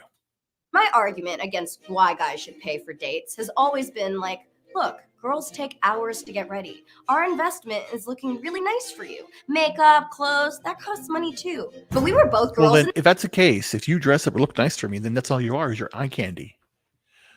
Again, she just said it. Hey, I dressed up. I did this. I did that. Then that's all you're bringing to the table. All you're bringing to the table is eye candy. And if a man oogles at you, then you say it's wrong. That, again, those are two discontinuing things. They're fighting against each other. So you're trying to look nice for the man, yet when the man says that you look nice, then that's being misogynistic. Again, dumb people not thinking about what they're saying or doing because they are no longer using the brain. They're not using anything. They're zombies. They're the modern day zombies. Let's continue. In this situation, we both took hours to get ready, so I definitely felt slighted. Exhibit B. On another date, I went back to a girl's house and I ended up making friends with her cat. That's not a pun. I'm talking about her literal, actual animal. And she said, I made friends with her pussy too. Anyway. Ow, my cat never likes anyone. I better go out and buy a wedding dress.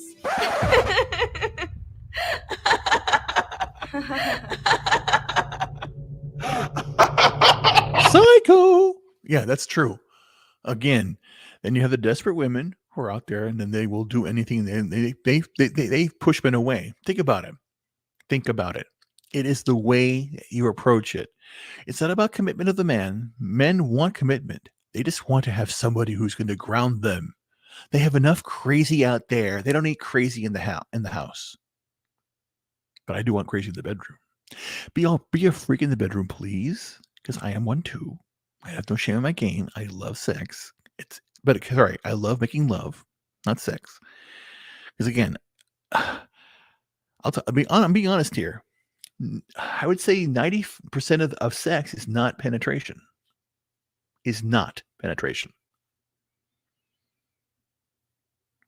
And when I'm with my girlfriend, that's the last thing you do. That's the last thing you do after several hours of lovemaking. Hours. Call me, ladies. And again, if you really are single and want to have a husband, and again, I can interview people that I've given massages that they said they was better than sex.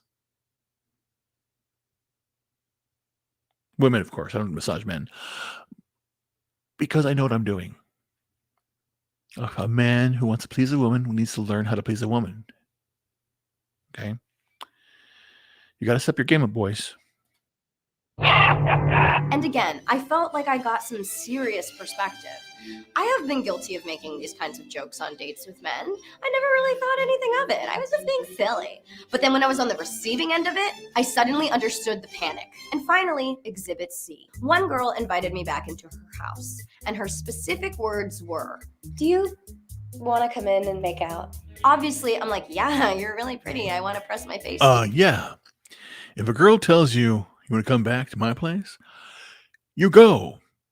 But yours. But then when we got there, we both just sat on the couch and she talked till like 3 a.m. And I was like, yo, girl, I gotta wake up at like 6 a.m. I was told there would be kisses here. There are no kisses. And like, look, I don't want to sound like an asshole. Like, I don't mind talking. I love talking. But she could have said, do you want to come in and just talk? And I would have had totally different expectations for the evening. You know, finally I started falling asleep and I was like, hey, I gotta go. And I gave her one kiss and left. And I felt sad that the amount of kisses promised did not equal the amount of kisses delivered. And once again, I felt like a dude who was upset that I did not receive the expected physical kisses I was promised. And I wanted to talk and about that is the point. I don't need to play any more of this crap. It's true. She's correct. Men are having problems out there. It's terrifying. Let's see, stop sharing this one right now. Okay, where am I? My God. Okay. Yeah, I know, and I'm talking about her next. That's the big thing. I'm leading up to her because again, it's really important. Yeah, I know. Yeah, exactly. Let me stop here right now. Let me go ahead and just Vince, I'll hold back because I want to basically need the momentum I have here. So the next video I talk about, again, it's in the links in the description. Let me go ahead and share that one. Where am I? The next video is called where is this? Yeah, the one you were talking about. So it's irrelevant. Hold on, let me do this real quick. Hold on. Preset, share. Where are you? Here we go. As we brought up, 2006 self-made band Nora Vincent chooses female privilege over male privilege. And again, this is important. This was live. This came out before. Let's watch a little bit of this. This is important. Again, this is a journalist who's had to go undercover to see what it was like to be a man. And she's a lesbian. And this is her story. Let's play a little bit of this here. She's hardly a supermodel or movie star, but today Nora Vincent is getting the full-blown glamour treatment. Nora's a writer, and one of these shots will adorn the cover of her new book. This wasn't just a stunt. This was about learning. This is a human project. It was about finding something out about the human creature, and I learned it the best possible way because I went through it. What Nora went through, or more accurately, what she became in the last 2 years, was a man. Yeah, a little bit shorter on the top. Okay. No, Nora didn't get a sex change operation. She did it the old-fashioned way, with acting and a disguise. At 5'10", 155 pounds, and wearing men's size 11 shoes, Nora was a natural. Growing up in the Midwest with her actress mother, lawyer father, and 2 older brothers, Nora was a tomboy with a flair for the dramatic. She says she's still a tomboy and, in fact, is a lesbian, living in Midtown Manhattan with her partner, Lisa. I think we can work with this. Her transformation into the guy she calls Ned begins with a buzz cut, baggy men's clothes. Now, I know lesbian couples. They're happy.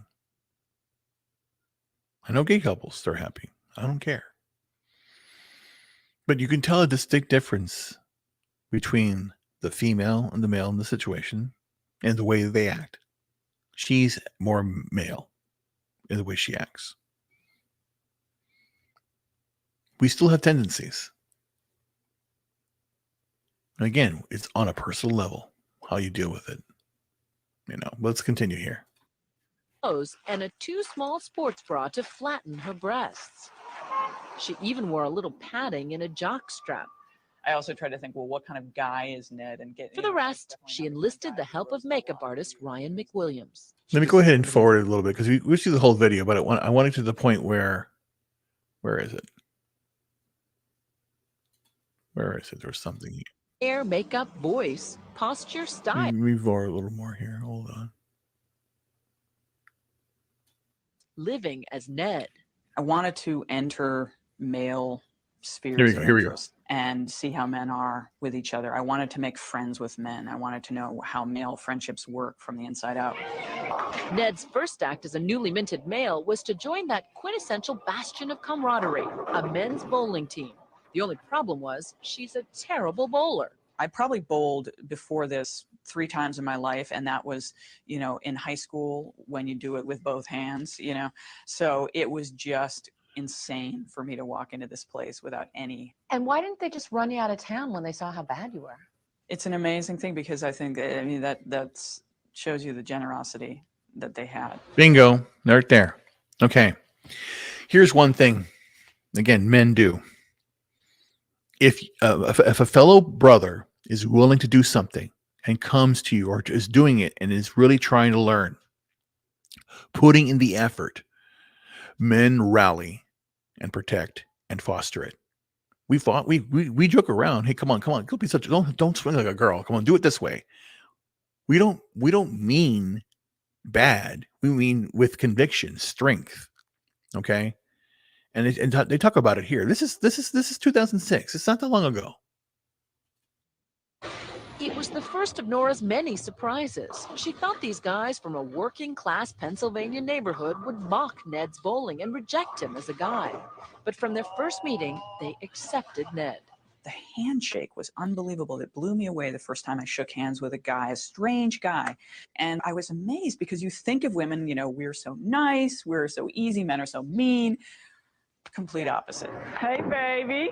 And I felt as comfortable as I could feel right away. They just took me in, no questions asked. This is the because that's what we do. I get emotional because this reminds me of the fellowship.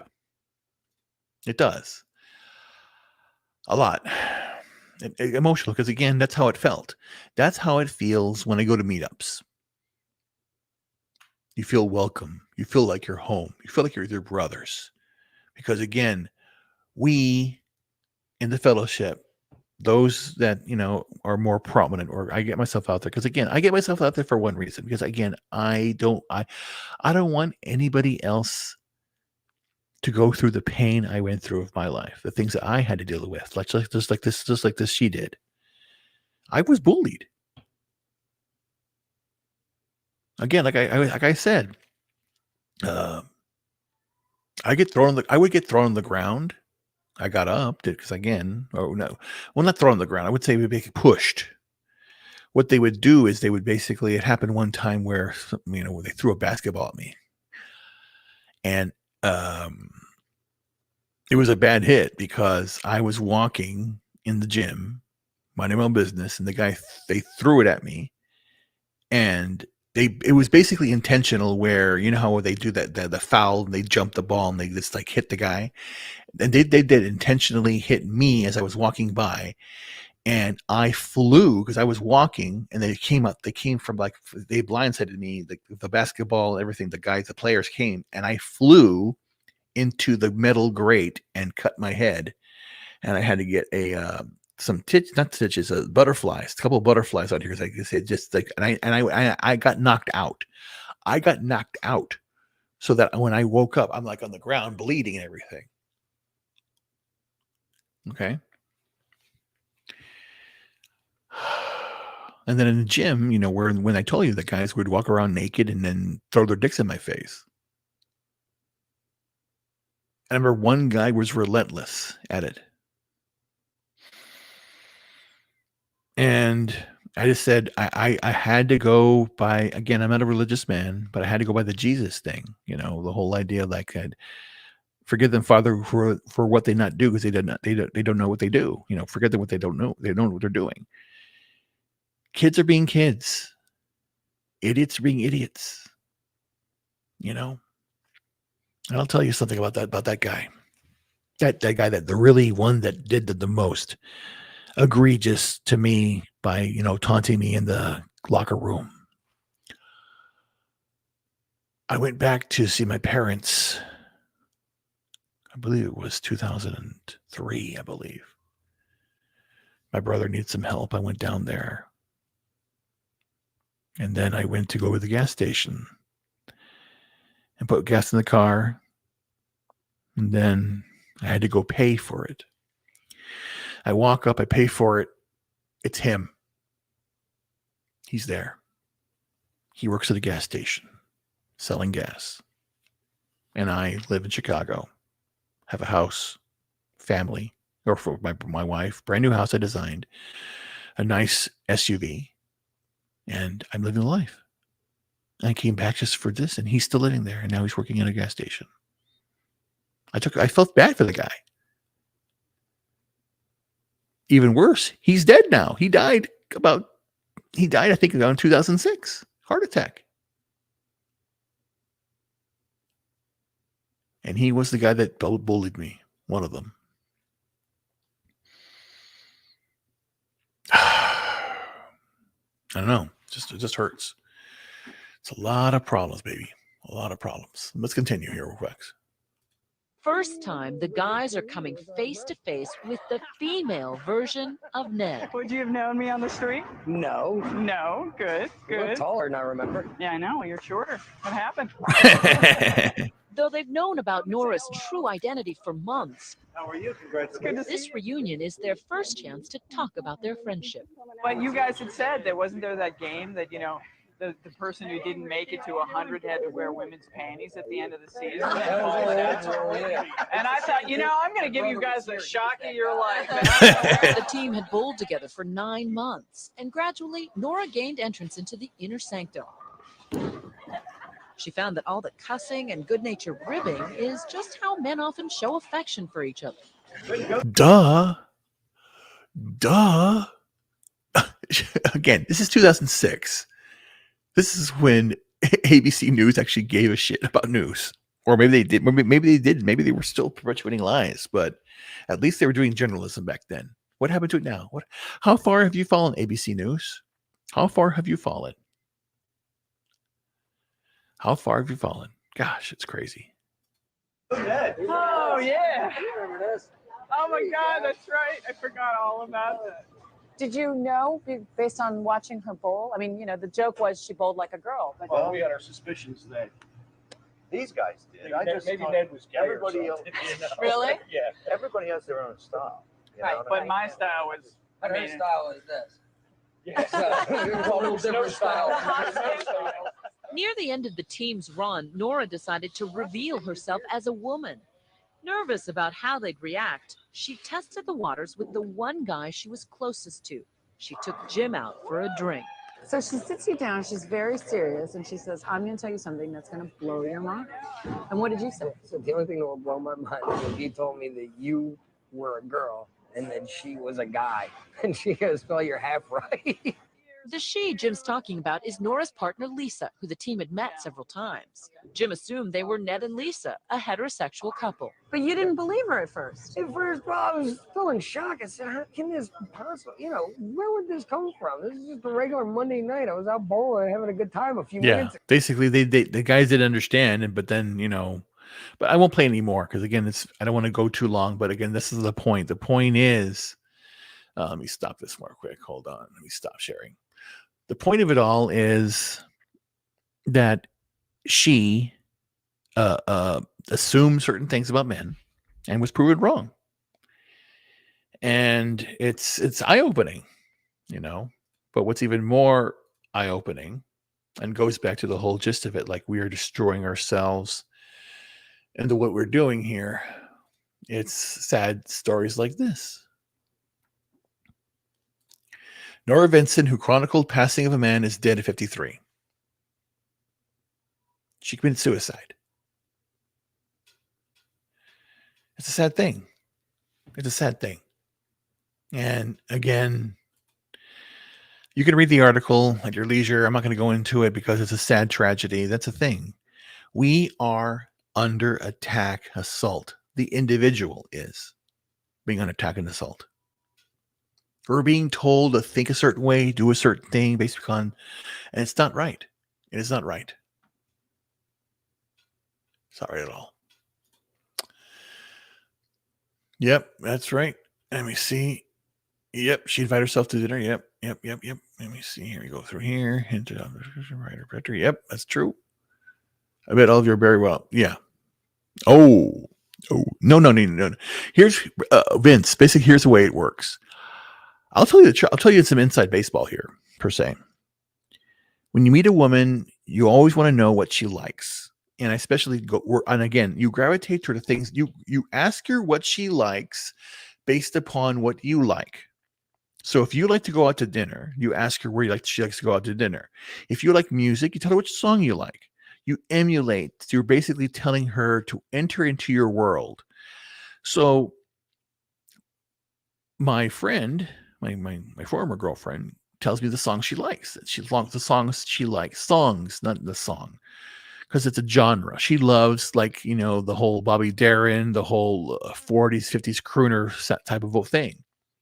So, lo and behold, I'm a singer too. Hello there. So I can sing to her. So then I would play a lot of music in the background because I knew she liked it. Because that's basically what happened when I first met her. It's like literally between me meeting her and me in bed with her is 15 minutes or less. Because we felt a very strong connection. And we both have a passion for sex. And I'm glad for that. I'm glad for that. I miss her. The next woman I had, if she still has a golden ticket right now, she still has a golden ticket with me. And and if she cashes it in, she gets her shit together. She can be mine, or I'll be hers, whatever. But right now I'm looking for something different. But again, I'm very, very high standards. My wife was about an 8. And then I had a few 9s. But I'm saying it again. She's a 13. She was off the charts. She's very smart. She's very fit. She's very flexible. She's very freaky. And she loves music. And she knows how to cook. And she just loves the way I make love to her. And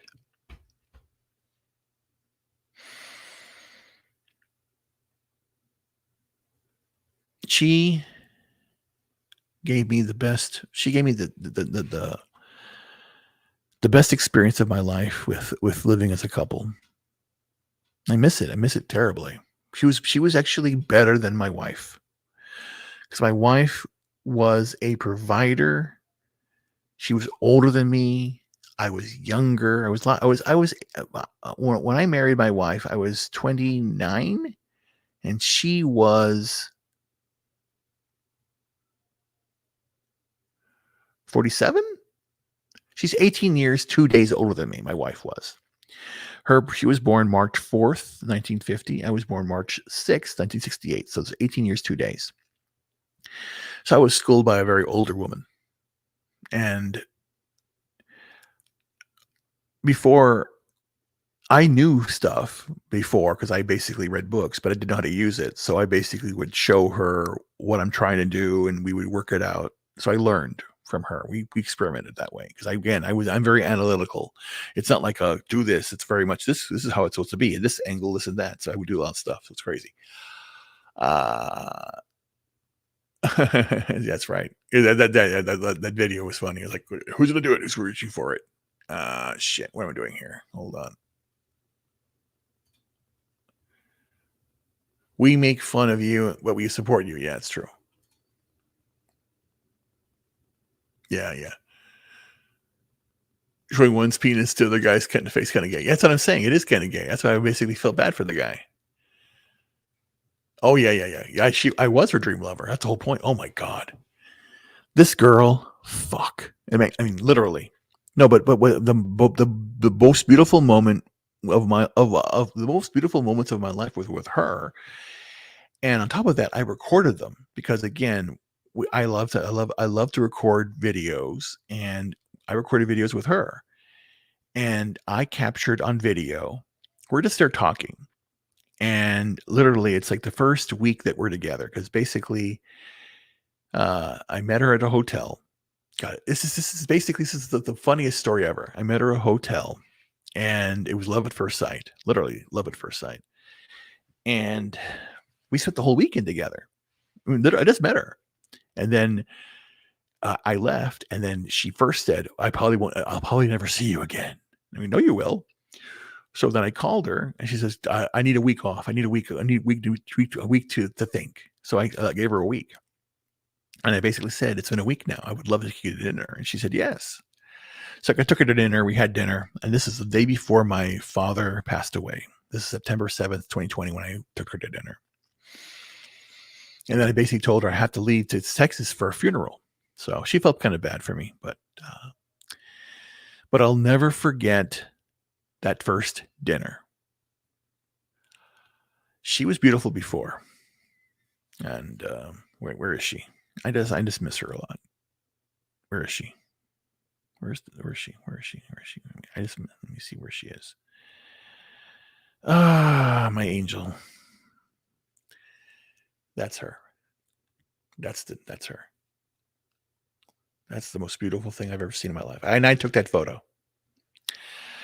I took this photo of her because I love taking pictures, and it was basically a sunset, and I saw her face, and I was just like looking at her and just remembering. No, I was just thinking one thing, and we talk about it right. It's in a video. I want to show you guys, but you don't know how it feels, or some of you may do, when a woman that you care about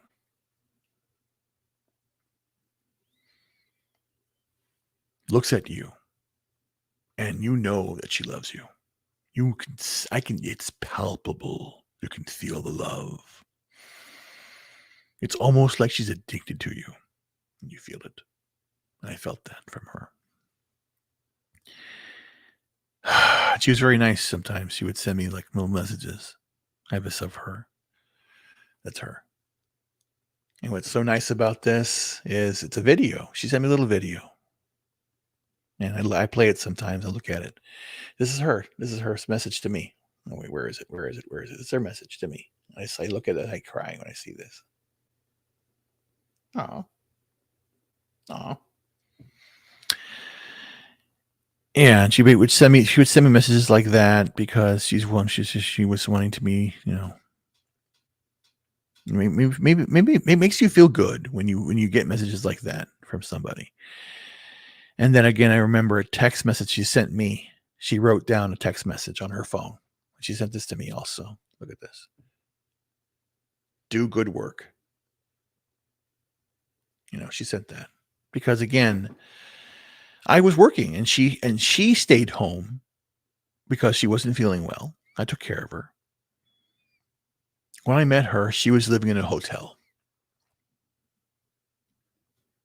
Her and her husband had been just separated for, I would say it was like April. So for April of 2020, she was in the hotel from April, May, June, July, August.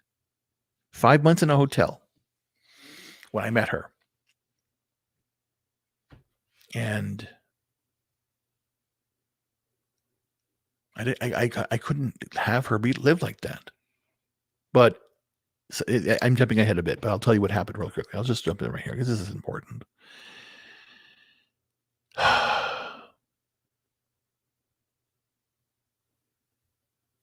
I was already suffering. I was already in pain.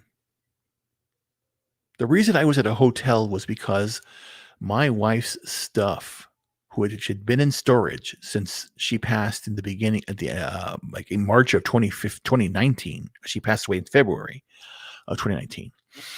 I finally got the stuff out, and they delivered it to my apartment. And I couldn't. I was there August of 2020, and I couldn't even get into my apartment. It was so much shit. And when I opened up a box, you smell the clothing and the smell her scents on that box. I had to leave. I went to a hotel. And I was in a hotel for a day by myself, thinking about what's happened with everything. Why did it come like that? And I said, all I want is somebody to just love and be with me. Why can't I have that? And lo and behold, that night I went to dinner. And it took extremely long to find something. I was sitting in my car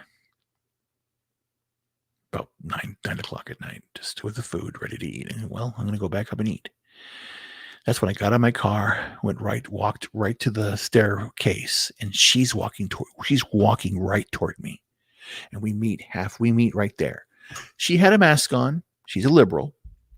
She has a mask on. Yet all I wanted to do, I just looked into her eyes and saw her eyes, and her eyes were hypnotic. Her eyes were looking at a solar eclipse.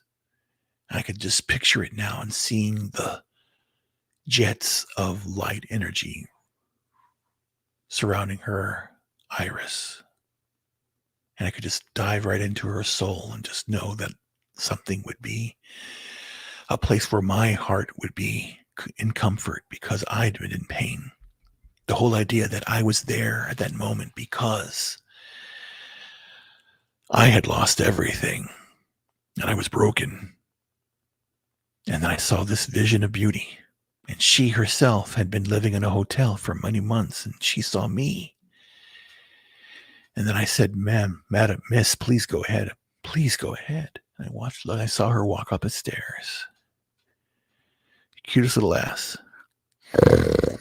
Oh my God, her bad. She's the sweetest ass. Literally. Then, as soon as we got upstairs, I said, sometimes you got to say, what the fuck? And I did it. Excuse me, miss. She turns around, and I say this to her. Hello, my name is Reuben Christopher Haynes, and I would love to get to know you better. I have some chicken here. Would you like to have dinner with me? And then she said yes. And I said, well, come back to my place. And then she says, no, come to my room. I'm not going to say no. So I told her, okay, I will be back and we'll go get some drinks. I had them in my room. I'll be right back. So I got my drinks because I had the food, not the drinks. I did that. That brought it back. Her room was a shit show, but I didn't hear with the room. We sat down, we had dinner, we sat, and she played some music. She played a song called Hoppity Goes to Town. It's an old 40s cartoon. And then she played Bobby Darin, and then she talked, and then she was, and then since I'm a musician, I played other songs of that genre because, again, a man should know how to please a woman. And her demeanor, like, she changed from being playful to being sexual really quickly. And she said, here, lay down. Lay in bed next to me. Lay down. Let's listen to the music. Let's watch some movies. And she would just be next to me. And this is like all within 5-10 minutes right after eating food. We ate pretty quickly, and then we had to put the food aside because she had food too. We put on the other location. And then she basically said, I'll be right back and go to the bed. I'm going to go to the bathroom and freshen up. She said it like that. So then she comes out, and she is still dressed, but she's dolled up a bit more. She basically put some makeup on. And I see her. She's doing the final makeup and stuff. And I'm looking in the mirror. I can see what she's doing. And she basically thinks I'm just going to lay back and wait for her to come and then do whatever she's going to do. No, I got up and met her halfway across the room. And then she looked at me like her eyes went wide open. And I went right up to her and she goes, "Is this happening?" And I said, "Yes, it is." And she melted immediately into my arms. Immediately. And literally melted and then just like jumped up and kissed. And then all of the movie scenes, of like, let's go back to my place. And they're all like throwing everything around, ripping clothes off all over the fucking place. That happened. And it then was a 3-day fuck fest after that. Because I wanted to do it so badly. And this is the one person I wanted because she wanted it. I wanted it. We talked about philosophy, history, music. And it was like, that was such a fucking turn on to me. That's what I'm saying. If you have this up here, you've got me. So that's what did it for me. And she's a liberal. We fought. She voted for Biden. And going, shit, you're insane. That's why you're voting for him, probably. But again, I love her. I'm not going to say no to her. That's my thing. So let me go ahead. A little segue there, sorry, but let me go ahead and do this other one here. Excuse me. Sorry. Didn't hit the mute button there. I'm sorry. The next video, let me go back here. I have, let me see here. Well, then this goes to the whole idea. Where is it? I had it. I thought I had it right here. Hold on. Let me make sure. Excuse me.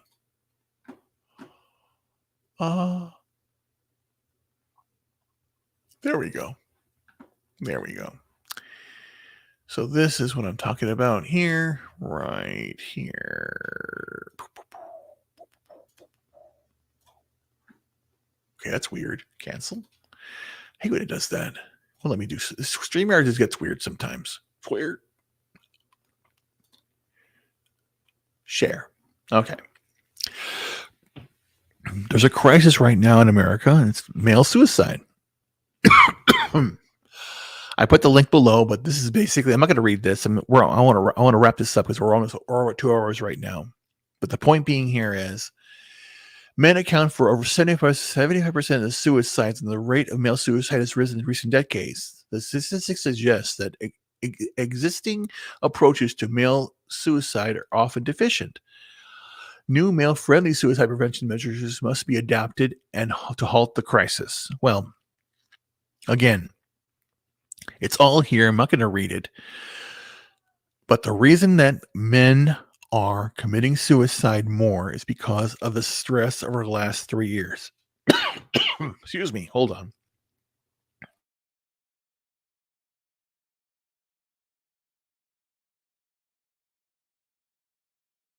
Because again, even me reading this gets me stressed out. I'm realizing that now, that my body reacts very much to stress.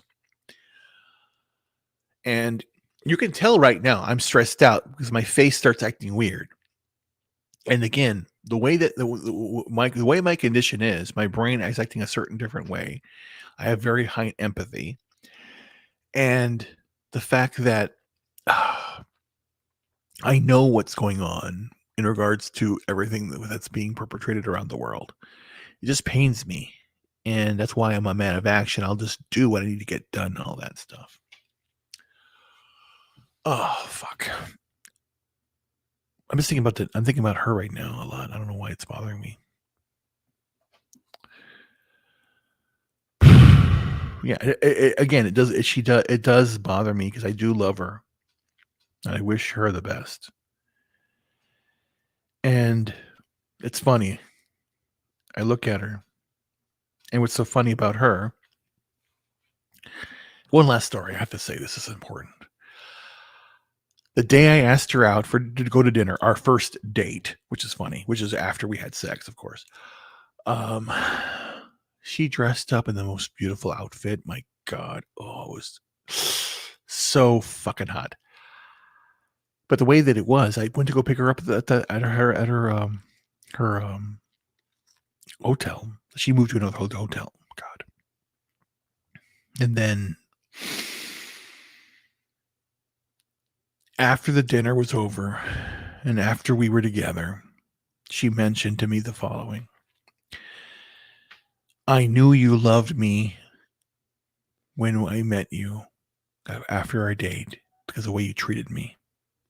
But what was most important to me was that you looked at me. You look at my eyes and you talk to me. You fill my heart with love because you look at me. And you look at you may glance at what I look, what I dress like, and I want to look good for you, but the main focus of your attention is always on my eyes and the soul, she says. I do. Thirdly is the body, of course, and I do spank that a lot too. I love spanking her. But the thing here is, think about it. I picked her up, took her out, dressed really nice, but then she basically tells me the truth. The truth of that story about her and I is, she said, Reuben, I was so nervous because I wanted to impress you. Think about it, my friends. This is what I'm saying. This woman right here, who looks like a fucking model, looks like Brie Larson. This woman right here. She was embarrassed. I would think badly of her for that she would look, because the reason why that she said that is because she was wearing a nice dress and she didn't want me to look down at her feet because she didn't have good shoes. She had to wear old sneakers at the date. And she knew right then and there that it didn't matter what I wore because all I was doing was looking at her. And that was all. And it's correct. All that mattered was her. I know I'm gonna get over it. But I called her. She on a scale from 1 to 10. She's a 13 in my opinion. So I need another 13 or a 16. Shit, he's going even higher. What the hell, Reuben? Yes, I want a 16 now. I would love a 16. So this is what I'm saying in regards to men are being marginalized, and read the article. You can read it, but again, men are being forced to kill themselves and self-delete. It's insane. I don't like it. It makes no sense. It hurts my soul and all that. The next article I have here that you can read at your leisure, because again, I only report what I report because it's what's out there. Is the actual where is it? Come on, where are you? Where is it? No, I know it's here. Oh my God. Wait, no, I gotta find it. I hate when I can't find anything I'm looking for. Hold on. Is it this one? No. Yes, here we are. The National Institute of Health, suicide rates. It's all listed here. Look it up at your leisure. All the information regarding what's going on in the world. Look it up. It's there. Okay. Lists all the different categories, all the different things, all the rates, and it's going up. And men and women are being attacked. It's crazy. Next article I have here is this one, based upon that. Let me see, where am I going? There we go. Share.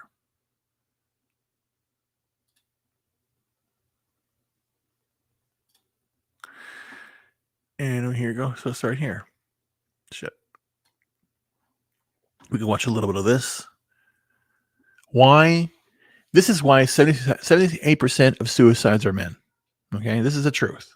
And it's acting up right now, probably. Right? 78% of men that commit suicide. OMG, that's so tragic. If only he had gotten help. How could anyone think they're that alone? People's reaction to men on the verge of suicide. OMG, he's so creepy. He's such a downer. Stay away from him. He's such a freak. EWW. Can you imagine even living like that?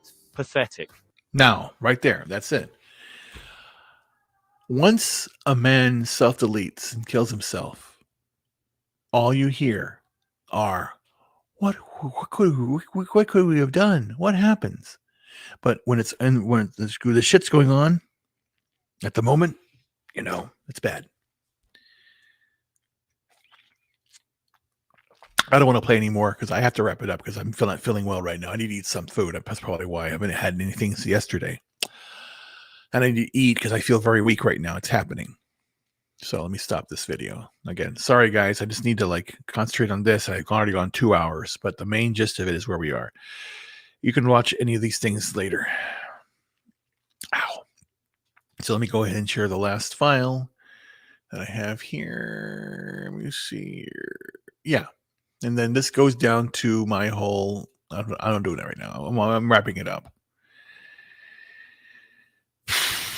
So here is let me not share this. Let me cancel. I don't need to share anything right now. I don't need to share.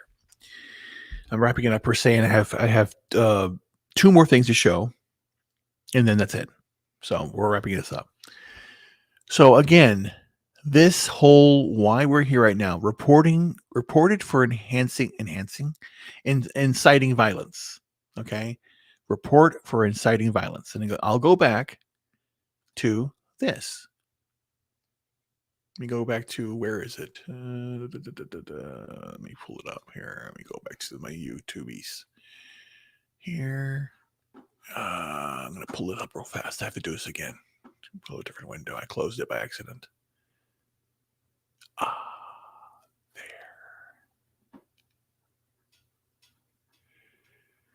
Sorry, guys. Got to do this. I want to find out where that damn thing was.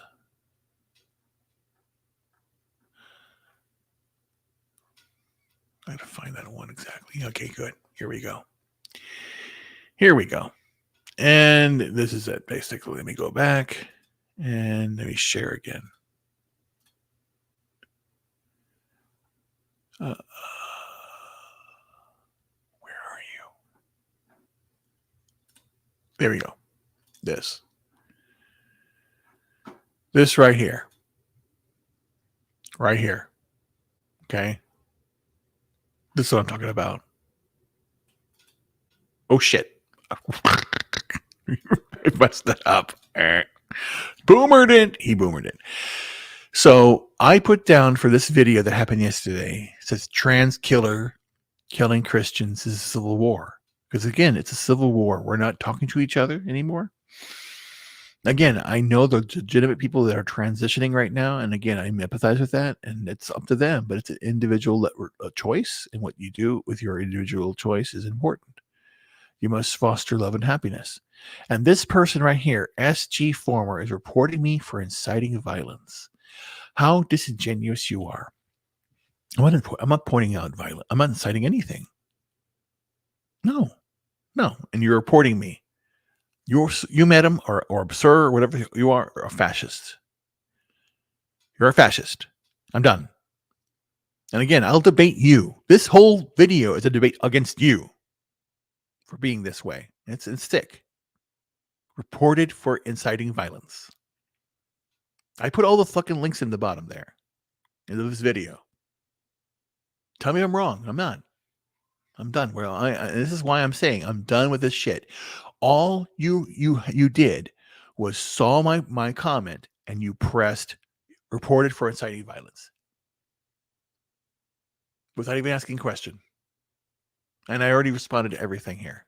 This is why this is on you, and I am not going to put with your bullshit anymore. I'm not. I'm done with this. I'm done with this Mickey Mouse shit. Everything, all that they do, I'm done with it all. I'm done with it. I don't want to deal with it anymore. It's done.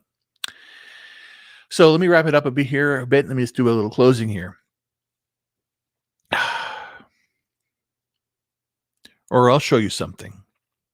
Maybe I'll do that way. Let me see how I'll proceed there. Yeah, I'll proceed this way. So I'll read my statement I read before, and it's in the bottom of this thing. I wrote this. I wrote this all before. I thought about it last night or this morning. I said, I have no fear, which is true. I stand now a man with agape love. Agape love, that's the highest form of love. Because the forces that be want us to have a fight. They want us to fight each other. And we're not doing that anymore. At least I'm not. Like I said, I'm going to spread love and happiness. If I get upset, I need to protect myself now, even more so. I understand that now and have sympathy for others. But I'm not going to engage in a fight. I'm going to engage in a discussion and a debate, and I will debate anybody at any time, anywhere, on any subject right now. I don't care. Any subject. Any subject. And I don't need no fucking Google to do that. I'm going to tell you the way it is. If you don't like it, then, whatever. Again, we disagree. But I said, I am taking responsibility for the world that I live in. I am not going to stand up and take, I am now going to stand up and take actions in my life to redeem myself. I'm taking responsibility. I'm on my redemption path because I need to take care of myself and do that. It's me, not you, not them, not anybody else, but me. I'm not pointing a finger at and out. I'm pointing at myself. It's up here. For I'm accountable to just one person, myself. All I want for society is to be left alone, which is true. I was happy in 2019. 2020, put your mask on. Why? No. You must do it for the greater good. No. No. I am pure blood. I got no shot because I'm not an idiot. Again, now I don't do anything they say because they're all lies. It's just basically the whole system for me collapsed on January 6th when they stole the presidency. They stole the presidency on January 6th. Okay. I'm done with them. What else here? Yet now you have disturbed my peace and you are going to make me an all men move. That's the whole point. You disturb my peace. I'm done. I'm calling you shit out on you. I'm done. I'm done. And it's all down in the bottom of this description because, again, you're not doing this anymore. We're done. This global delusion ends now. We're done. Because, again, right now, when they did the article, the video report, and basically couldn't say it was a trans person that did this because it goes against the narrative, I'm done. I'm done. Anyway. Go ahead and watch my videos on YouTube. Let me go ahead and push some other links out here. Once again, this is my Substack. On Substack. And then, of course, the other thing I want to show you all is I have a Rumble channel. And I have some content out there already. And I'll show the video. I'll share that out to you. These are my... Okay, it doesn't work. That's wrong. Okay, they still got to figure that out. That's not intuitive. It's very unintuitive. It does that. Okay, this is very, very weird. Okay, here we go. I don't know. I don't know why I can't share out a link to just my Rumble channel. Well, let me do that for some reason. Unless I'm doing it wrong. Maybe I'm intuitively doing it wrong. I don't know. I thought you just click and there it is. I can't find it. Share this link. So I put a link out to the one video I post out there, but everything is being ported over. What I just sent you is a Rumble exclusive. I did it on Odyssey back on October 21st of 2021. Jesus, a long time ago. And it's a video that I'm now reposting. And I have another video I have to do later, and I'll just figure out how to do that one because it's even worse. It's even more vulgar because I'm pissed off. But again, it is what it is. But again, here's the thing. I figured out what I have. I have a brain condition. It hurts. My muscles are hurting. But the thing is down here for living expenses because I just need a little extra just to help out because I'm just still disabled, but I'm healing myself. And and I will do right by everybody else. I'm just tired. Sorry, guys. So my Substack you have there. I'm gonna close that one. You have my Rumble now, and subscribe to me on there, and we'll make some things happen. What does it say? Odyssey needs to start mirroring. Yeah, I know. But Odyssey, I don't know. These things are so weird. They're so strange. So let me go ahead and let me see here. What am I missing? Oh, yes. So I had to think about it because, again, I see these things. I look at the world and no one's being an adult. And that's what irritates me. It's like they irritate me to death, but I need to take advice from my brother who said, again, I have to just like, they're stupid. They don't know what they do. It's ended. And I'll do that from now on. I need to stop getting angry because it's hurting my soul and hurting my body physically. But I need to focus on the good things. And that's why I am going to put out a new series. So I'm looking for a trad wife. So if you know, again, I want to, again, even better out yet, better out there. I want to have challenge. Tell me somebody out there who you think is fucking hot, who would just be a perfect wife for me, and I'll review and ask them questions. I'll interview them because again, I want the hottest girl possible, but she has to be intelligent and a good cook. So that's basically it. I just want that. I want to be happy. I just want to like the way I think I used to do things is basically I would get up and I would go to my office. I would work. I have my meetings and all that stuff. I'm doing this again, and that's what I've been doing. I honestly, since I started healing, I haven't watched F&T the last 2 weeks. I've only seen. I didn't see it last week. I saw a little bit of it not last week. 2 weeks ago, I saw a little bit of it. I haven't seen it this week. I haven't watched anybody on YouTube. Very, very rare. I'm happy writing. I'm writing my books, writing my music, writing my papers, and just having fun all day long. And again, when I'll give you a little snippet of what I'm doing here, and you're gonna go, "What the fuck are you doing, Reuben?" Okay, so then basically, I'll just do three last things, and I'll let you all go. And before I do that, I want to basically give a shout out to a very special person, the lovely Sherry. And I'll just tell you this much: Sherry is an amazing woman. She's a constant. She's one of the guys in a way, but she still has that flair. Because again, that's the idea. We want a super ass based motherfucking kick ass woman, and lovely Sherry is one of those. You are amazing. Yeah. And she is very much a treasure. You're a treasure, and I would love to meet you one day and get to know you better and talk to you. And again, as I want to basically remove the mystique of who I am, because it's not, I'm nobody special. Oh, my back. Oh, my leg. Hold on.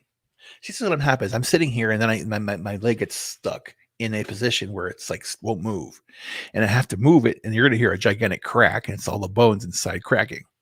So I usually put the thing on mute. I'm not mute. Oh my god. Ow. Gotta stretch it up. Because again, I found out that not only do I have a congenital brain defect that affected my entire life, because I had to go they wanted me to go to speech therapy. They wanted me to put me in special ed. And I said, no, you're not doing that. I'm gonna learn how to read. So I learned how to read. I forced myself to read, to write, to do everything. And then I loved doing it. And I'm not gonna give up on my life. I still have a lot to live. Like I said, this job I had before, I quit the job because they're idiots. They were paying me six figures, just a little over 100 grand, which is a big drop in my salary. I mean, huge, like 1/10 of it, we're saying. And then I got another job. I have to call them today. In fact, in probably about an hour. 312 a year, 312,000. That's a little more normal.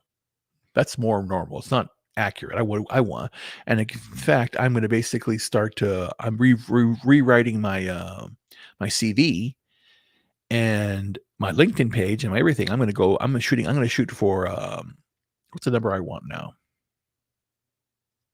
500 grand minimum base, or 750. I don't know yet. I'm kind of figuring it out. What should I get? What should I ask for? If you were me, what would you ask for? $500,000, $750,000 a year? Just kidding. No, I'm not kidding. I'm seriously. Basically, what I tell people is, it says like, okay, take your age times 4. Okay, well then let me shit. What's that then? Let me see here. So let's see what I should be at. 55 times 4. No, that's way too low. 55 times 4 is 220,000 a year. That's way too fucking low. And then fuck, it's going to be. What is that then? That's 55 times 8. It's better. 44 growth. If I made $440,000 a year, that's still okay. It's better. It's better. So that's what I'm shooting for. I'm shooting for at least, $250,000 or $500,000 a year, or at minimum. God, so I get back to my life.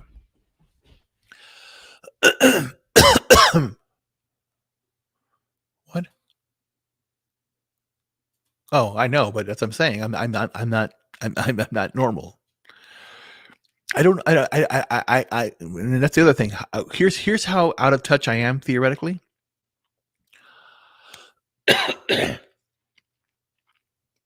Oh shit! What did I do that for? Shit.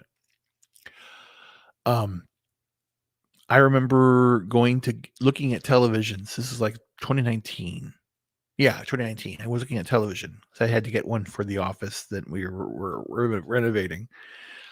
And I walked into Target because they say go to Target, they have good deals. And I went, really? Target? And shit, I don't go to Target. Well, but then again, it's a budget we have. It's not my place. So I would never go buy a TV from Target. I go to an audiovisual store, not Best Buy. Best Buy is not an audiovisual store. Best Buy is a fucking commercial fucking dumpster. So I go in there and television set. Okay. I go, okay, well, I have a budget here in my head. And I told the guy, he says, I want it to be, I don't want to be, I want it to be good, but I want something, I can't, I don't want, I want to spend around maybe, $3,000 for a television, $3,000. The guy was like, what do you mean $3,000? These are $300. And I looked at the TVs. He went, well, shit, that's a piece of shit. No wonder $300. I wouldn't even pay $5 for that thing. I'm very high standard when it comes to things that are electronic. So, but the point being here is that, like when I would go to lunch, when my day back, let's say before I was sick, 2016, time fine. I get up in the morning and I would go to the gym. And then I would, fit, and I worked out a lot. I worked out a lot, and then I would go to, I would have a shake and then a sandwich there, and then I would, either go home or go to the office or do whatever. Just go do things, and then sometimes I would go and meet a client for brunch. We go to brunch, and again we have brunch. We have mimosas. We'd have the steak. I would whatever. It'd be like I would spend about $100 on breakfast. And then, or brunch even higher. If we go downtown, go to like the Four Seasons and have a brunch there, it's expensive. But you're meeting with clients and stuff. So then, have lunch in around 1 or 2, same thing. Lunch, you go, that's even more expensive, $200 for lunch. Then dinner, forget about it, $500. So I spend over $1,000 on meals a day and still live comfortably. Because I could. I had a Mercedes Benz. I had a Infinity. I had lots of cars and shit too. I got rid of all that crap. I flew. I would go to between 2003 and 2007. I lived out of a suitcase. Basically, had a house, but I drove everywhere. I had apartments in Cincinnati. I had a place in Rhode Island because I was working out there for some clients in Connecticut. I worked for Pfizer. I actually did work for Pfizer too. So again, I feel responsible for this situation I'm in. I know some of the people that I was working at AbbVie when the pandemic happened. So I was spearheading stuff in regards to getting the tests completed for COVID. So I was doing work back then. I know. And again, I've seen things. I've done a lot. That's how it works, And now I'm going to do more shit. But anyway, the whole point is I need to let go of all of the anger and pain I have inside regarding humanity. I can only do what I can do. And what I'm going to do is live a good life. And then going back to what I would do, I would basically do that. I would come home and I would listen to my music, watch a good movie, and relax. That would be me. And I'd be very, very quiet. Who did I talk to? My wife and my business partner. That's it.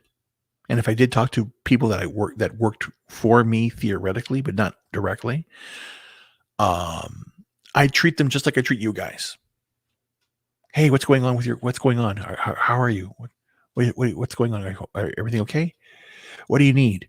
Where do you see yourself in 5 years? What's going on here? How's your wife? How's your kids? I would do that genuinely because I'm not an asshole. I said this story before. I'll say it again really quickly here because I want you guys to know this. This is very true. In 1998, because again, 1998.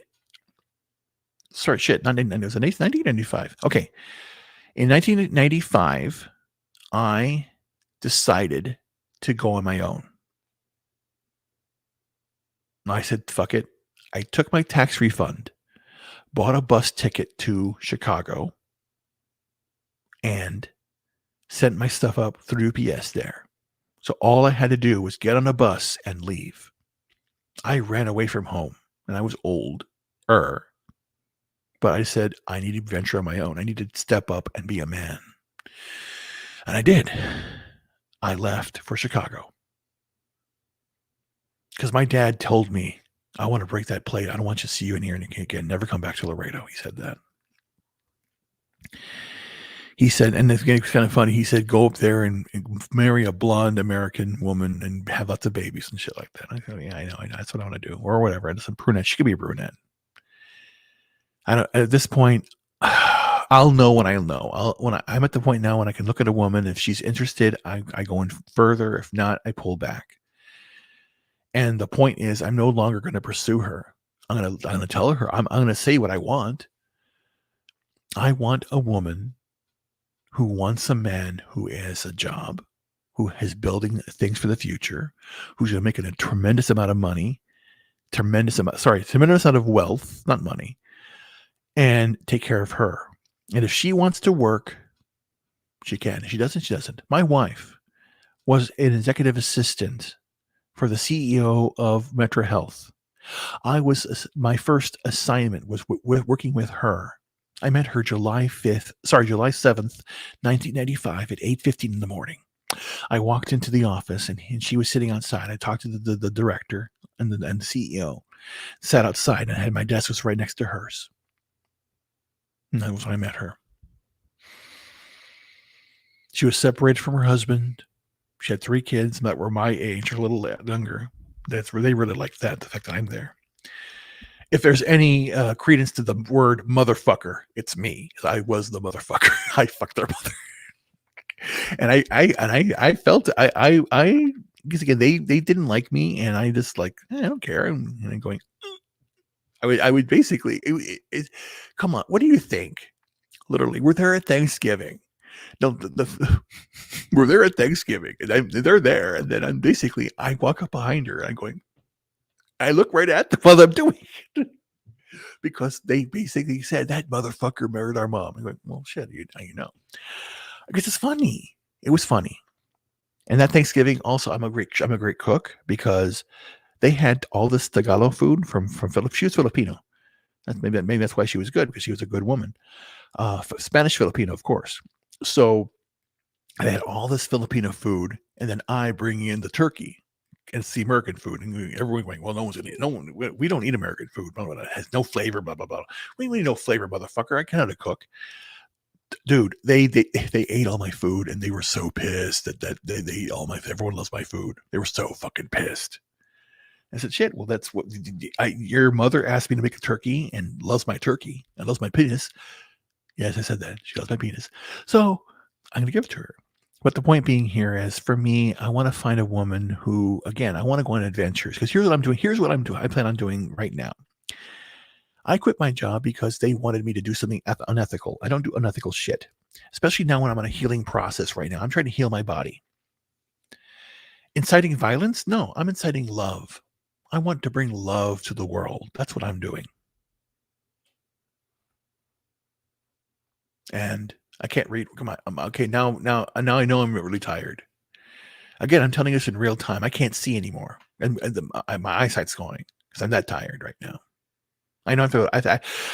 Don't worry about me, guys. I'm okay. I'm just taking off my glasses because now my eyesight's hurting and my mouth is getting weaker and weaker. I've talked to how long now? 2 hours? Wait. 2 hours and 34 minutes.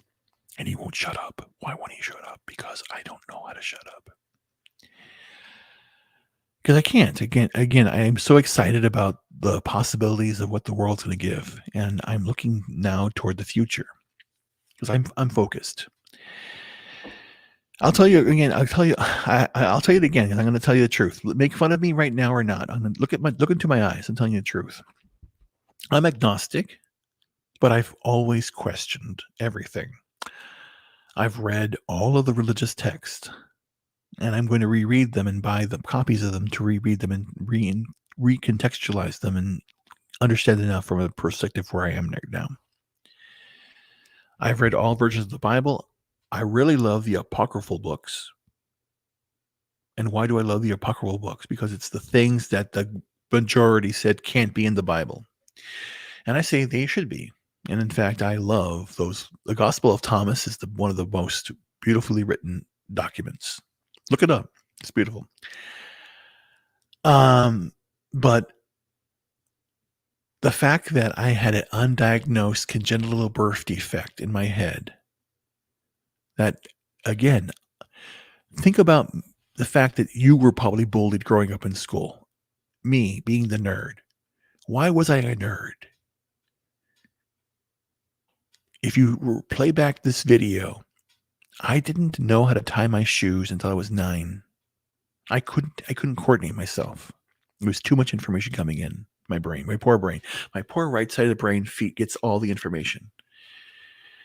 My skull was crushed by the doctors because that's why I have pain right now in my head. That's why my mouth hurts, because it's expanding up and down. It's contracting.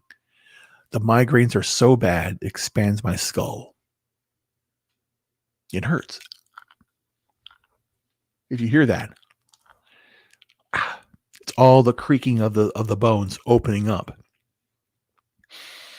It's a pressure difference, and it hurts. But that's not the last part of it. All my weaknesses are my muscles, because my myelin sheath and my muscle, the myelin sheath around all of my nerves is getting destroyed by myself. And that's why I couldn't walk and couldn't do things. I still can't, but I can do a lot.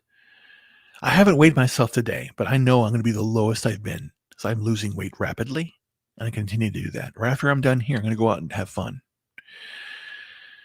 Because I realized something. I can't let this shit get to me anymore. It hurts my soul because I cry at night. I can admit it. I cry at night for America because I remember sitting down and watching the Sesame Street. I was there, the first Sesame Street.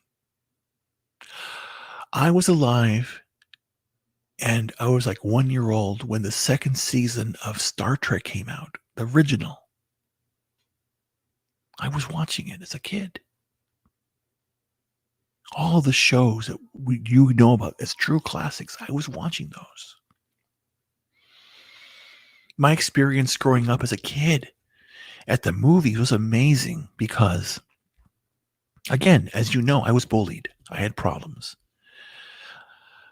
My brain caused me to not understand mathematics for a very beginning because I didn't understand the way that they were teaching it. Now I understand math all the time because I'm doing it from a different approach. Language was very easy for me because I love speaking. You think? I can be very eloquent when I want to because I have an eloquence about me. And why do I have an eloquence about me? If you were to ask me, Reuben, who's your favorite character of all time, literary character? I would say Sherlock Holmes. The idea that you can deduce things, to see things as they are in reality. So I saw things as they are. I can pick up things right away. Hence, that's what I do for my job. My job, I jokingly say, I do as little as possible, which is a truth and a falsity. What I do is I look at, and I'm going to use terms that will tell you more about me. I look at a business from the top, the God view of it. Look at it, all the data. because they tell me there's a leak, there's a problem, there's an issue, there's a deficiency, they are not streamlined enough.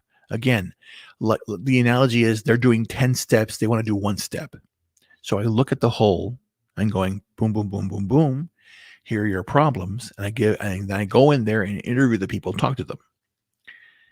And I talk to them on a one-to-one basis, and I follow the solutions because I'm not an asshole. Because when my first job, right after, or my first managing job, because 95 is when I moved to Chicago officially.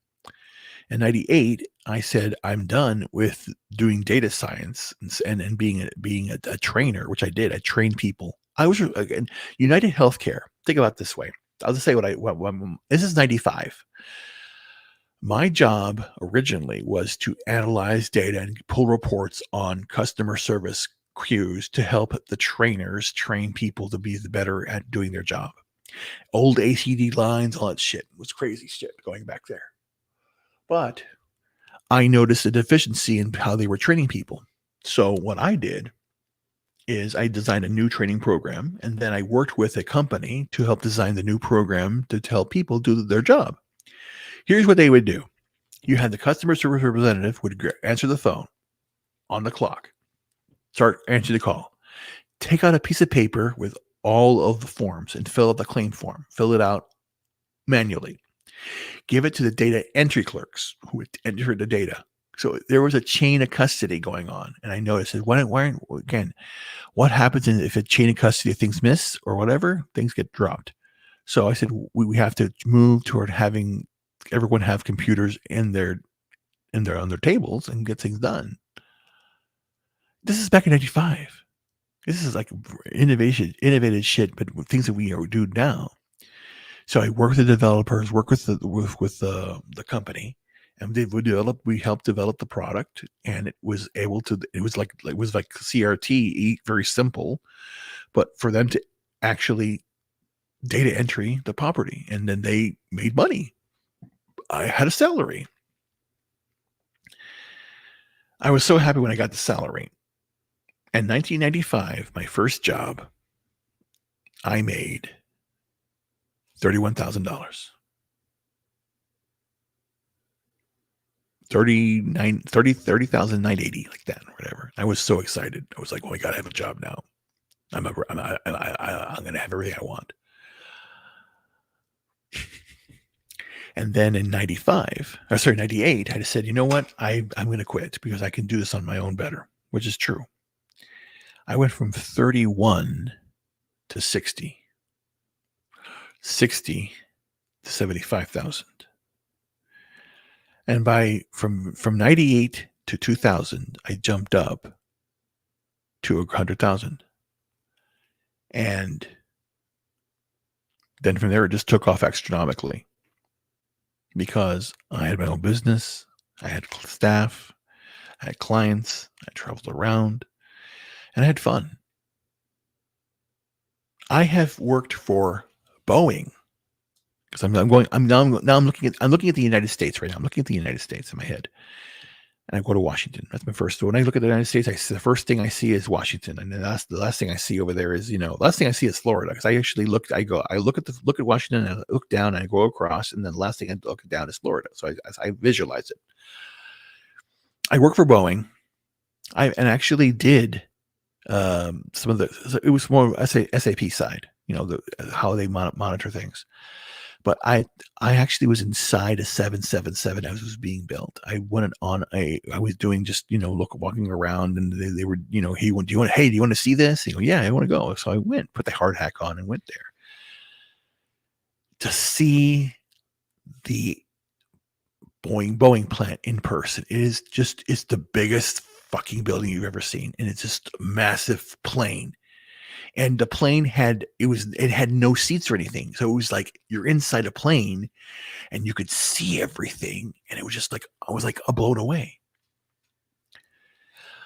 I was invited also that same thing to a luncheon at Microsoft that Bill Gates was throwing. So I didn't meet the guy, but I was at his party. So it was very, very weird. Accenture was throwing it too. And this was back in, when was this? Shit, 2004? Well, there, or even before that. God, it was a lot of things I've been through.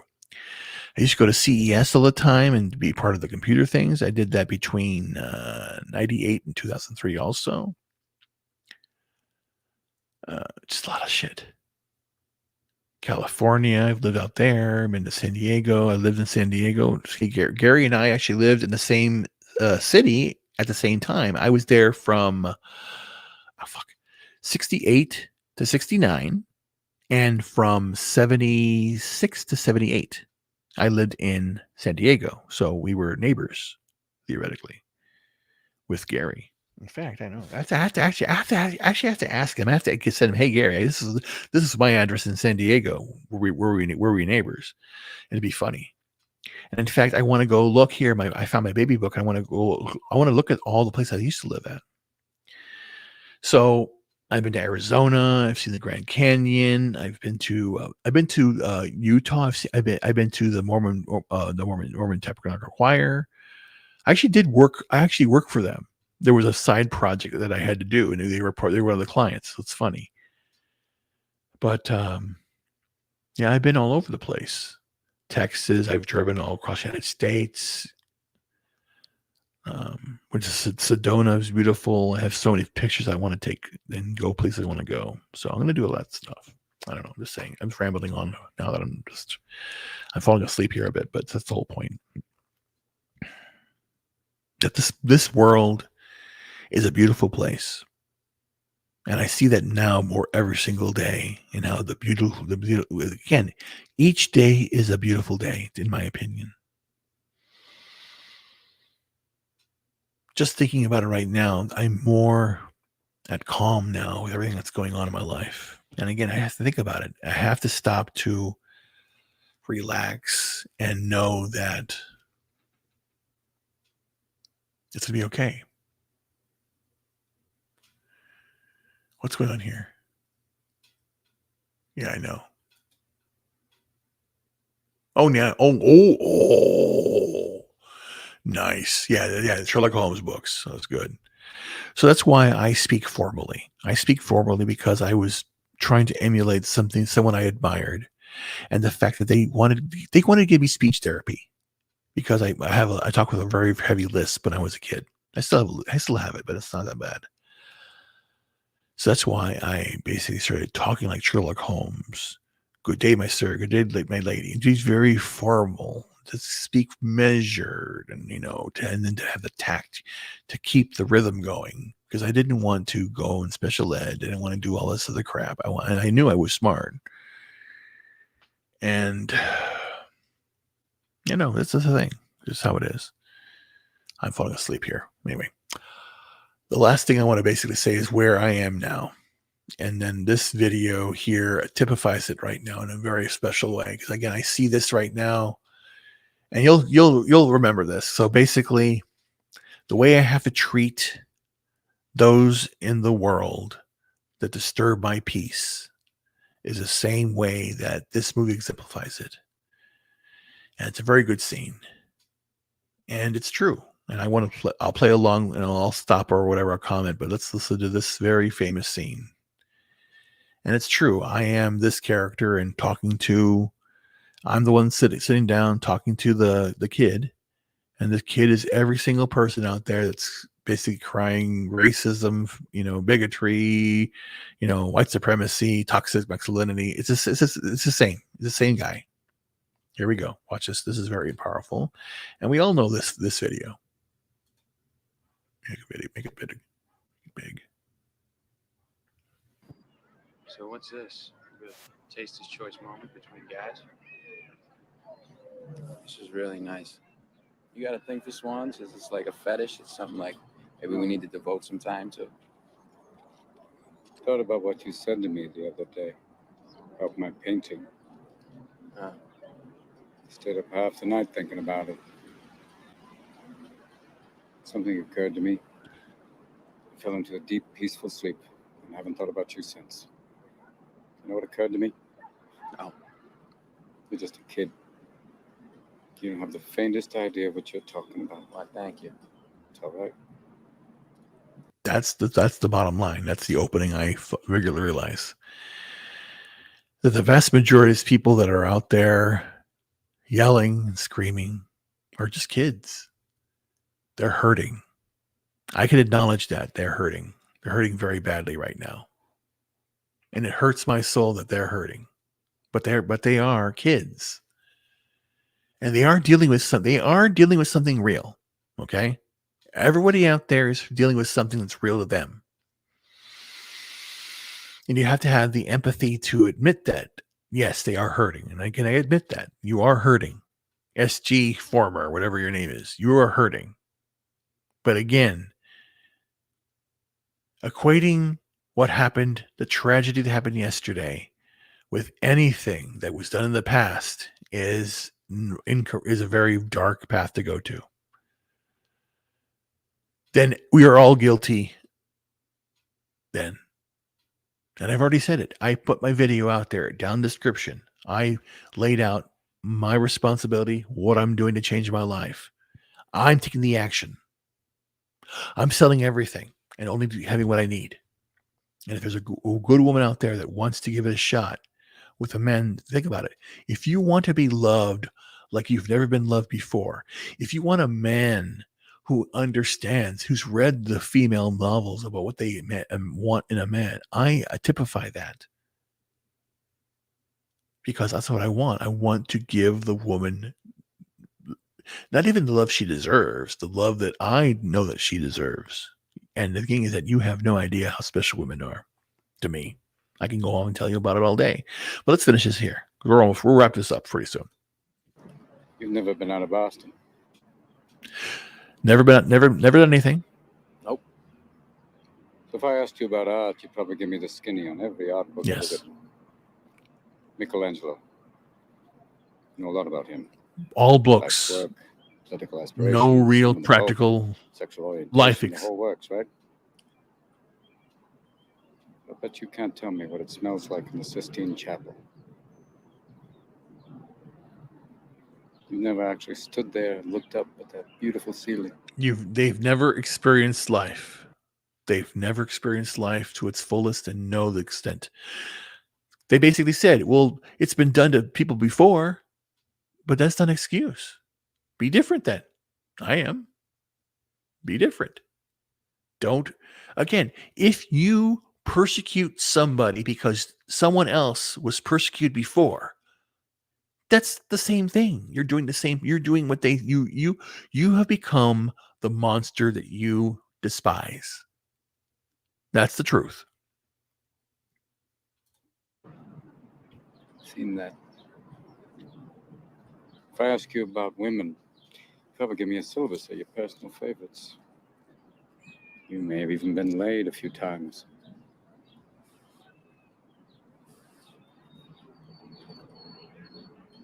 But you can't tell me what it feels like to wake up next to a woman and feel truly happy. You're a tough kid. That right there is the truth. When you are with that woman that truly loves you, men relax. It's like all of the stress that they have to deal with every single day, because it's a battle. Men battle every day inside their own demons and what they need to do, because they need to prove it every single day. Everyone's looking at them that you have to produce, but you can't be toxic. You got to tough it up, but you can't complain. No wonder women, men are killing themselves. Shit. But that's why, at the end of the day, when it's all said and done, being in that woman's arms or having a woman on your chest, lay down there, willingly. I have videos. I have memories. I'm laying there, reading or getting ready to bed, and have a beautiful woman come up and instantly just treat you like a pillow. It's so beautiful. That's the key to life. That's the end goal of it all. To have that. And then, if possible, to have the ultimate miracle. To have a baby. I still want a baby. Even more so now. I'm more baby. I got baby fever now, really. I really do, in a way. I'm not dead yet. I'm only 55. And I look 35, I feel 35. Feels fucking 21. I know what I can do. I'm going to keep fighting. Because I made a promise. I made a promise. I'm not going to pursue. I'm going to attract. I'm going to keep going at it. I'm going to keep fighting. I already know I'm going to get this business going. Again, I'll show you a little bit of what I'm doing. Very, very sneak preview, but it's going to get good. But let's finish this up here. I ask you about war. You probably throw Shakespeare at me, right?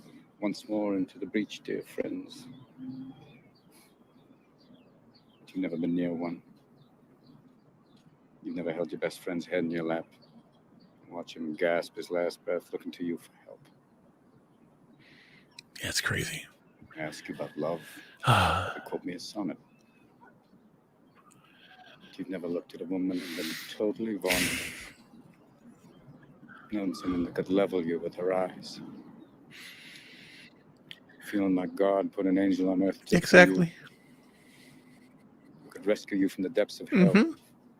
And you wouldn't know what it's like to be her angel. To have that love for her be there forever. Through anything. Through cancer. And you would know about sitting up in a hospital room for 2 months, holding her hand, because the doctors could see in your eyes that the terms visiting hours don't apply to you. You don't know about real love, because that only occurs when you love something more than you love yourself. I gotta stop for a bit. Hold on. I'm okay. I'm okay. Nothing bad. Hold on. My father told me one thing when I was a kid. Since I got 9 years old, the family was complete. It was myself, my brother. Sorry, myself. Sorry. Let me go back. My father, my mother, myself, and my two younger brothers and my baby sister. So I was the oldest adult male, and I'm the oldest. And I remember my father telling me, he said, always take care of your brothers and sisters, no matter what. Okay? Look out for them. That's what he said. I'm quoting my father. Oh, Chris, we have a middle name, Christopher. Chris, you gotta take care of your brothers and sisters always. Promise me that. When I'm gone, take care of them. I said, okay. Of course, Dad. And I did that. My brothers, first my younger brother Paul, he was living in New York, and he was getting out of school. He was still getting his doctorate. And my parents called me and said, Chris, Paul needs a place to live. Can he stay with you? And I said, absolutely. I didn't hesitate. I didn't think about it. I said yes. Because that's what you fucking do to your family. You take care of them. And he moved in with me, and he stayed with me for 2 years. And I didn't ask one fucking dime from him, because he's my baby brother. And you take care of your brothers. I don't expect anything from him. I feel bad now because he won't talk to me now. I don't know why. Maybe because I'm a Trump supporter. I don't know. Maybe that's really what. Maybe that's the reason why. Because they live down in Laredo, Texas, and they drink the Kool-Aid. And I feel bad because that motherfucker also. When I'm in the hospital again, I was in the hospital in 2021. You all know the story of me being in the hospital. This guy calls me and I'm in the hospital, and I already told him I'm in the hospital. And they never said, how are you doing? What's going on? Never. Again, it's weird when you have your two younger brothers and sister. I'm in the hospital. I tell them I'm in the hospital. No one called. It's weird. They're just very, very weird people. All of them. But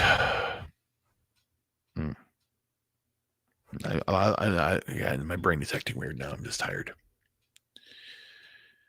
No, but again, I'm just going by the love, because Cecilia, She was my wife. I was a bad husband because I wanted to keep on working, and she saw it, but then she wanted to do what I did, because I basically, like I said, I would basically get up in the morning, tell her what I'm doing, and then go do it. I would come back, and then we would we're together.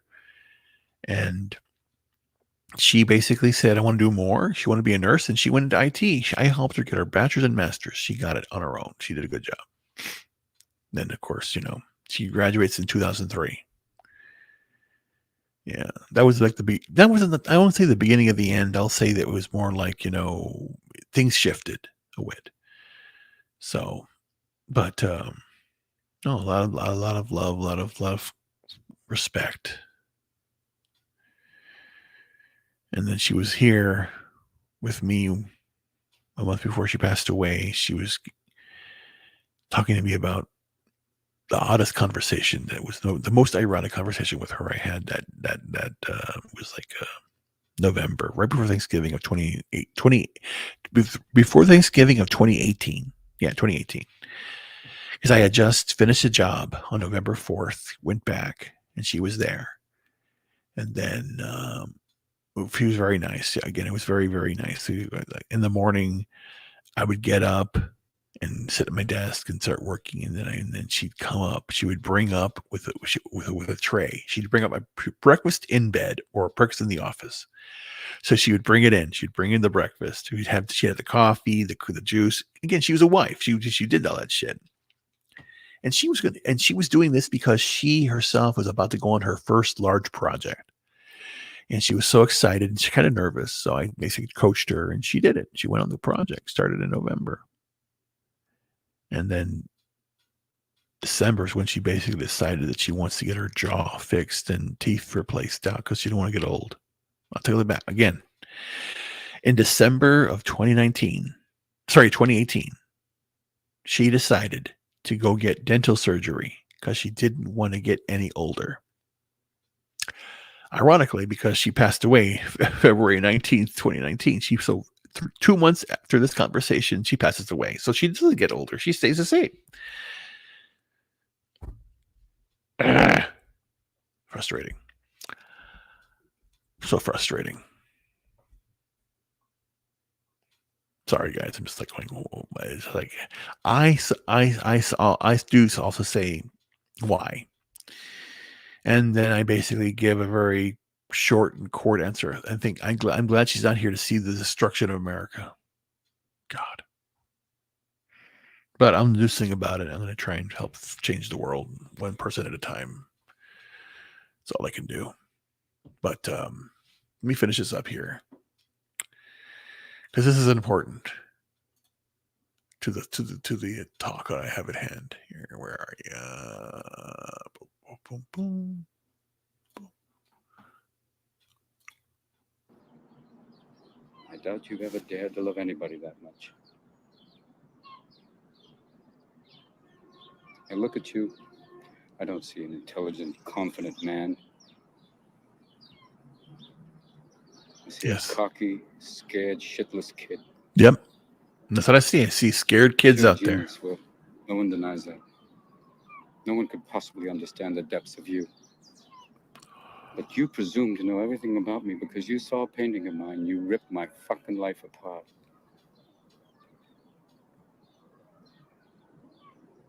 You're an orphan, right?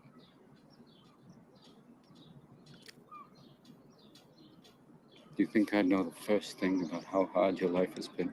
How you feel? Who you are? Because I read Oliver Twist. See that right there, my friends. I'm going to play. I don't need to play anymore. That is where we are.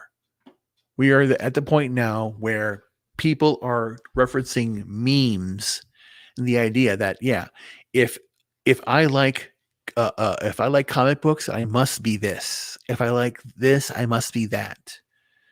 No, I like anything. I like everything. Again, the freedom of the individual is paramount, always. That is the most important thing. So before I go and before I wrap it up here, Let me see what I have here. Let me pull up see what I'm missing. Okay, I don't need that one. I'm just doing my due diligence to see if I have everything I need to have here. Don't need that one. What else are we at? I'm just making sure, counting it down. Okay, here we go. That's the one thing. Make sure. Don't need that. Yeah. So like I said, this whole idea, the reason why I'm doing this is Daisy, because this is down there. I was reported to YouTube for inciting violence because I basically said that a trans killer killed Christians. That's what happened yesterday. It wasn't somebody. They conveniently don't tell you what this person's gender is, which is sad. I'm basically calling it out as an act of civil war. When you have the administration, the media, the medical industry, Hollywood, and every other entity coming after you, you'll feel attacked. But they say, we're doing this because we were attacked before. That is not the way to do things. You do not attack because you were attacked.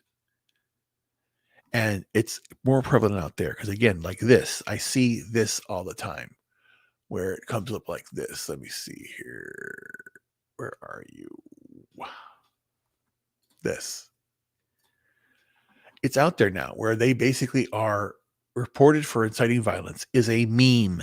It's an actual just those 4 words are just now code. And everywhere you go, inciting violence, inciting this. And then this idiot right here, I really want to do inciting violence ain't free speech. Yes, it is. Yes, it is. It is. You can incite violence. It's free. Your actions can cause some harm. That's the thing. You can do something, but then you have to pay for it. That's how it works, idiots. My gosh, I'm not going to stop that. I don't even want to care about that one. So, the last thing I want to talk about before I go is the idea of freedom. And I want you to get involved in bringing more freedom to your life. And I have this right here, Freedom's Quotes. These are quotes that are from the founding documents about freedom. How important it is. We have to foster freedom. We can't lose freedom in America. I love America. It's the most important thing in my country in my life. I am really close to America and how everything it's been going through. And I'm just done with it all. We have to fight back and take back our country. And we do that by spreading love. And you got here. These are wonderful things we have to understand. I can read some of them now. Let me just bump it up a bit, and we can close out the show. So here we go. Let me get this right here. History does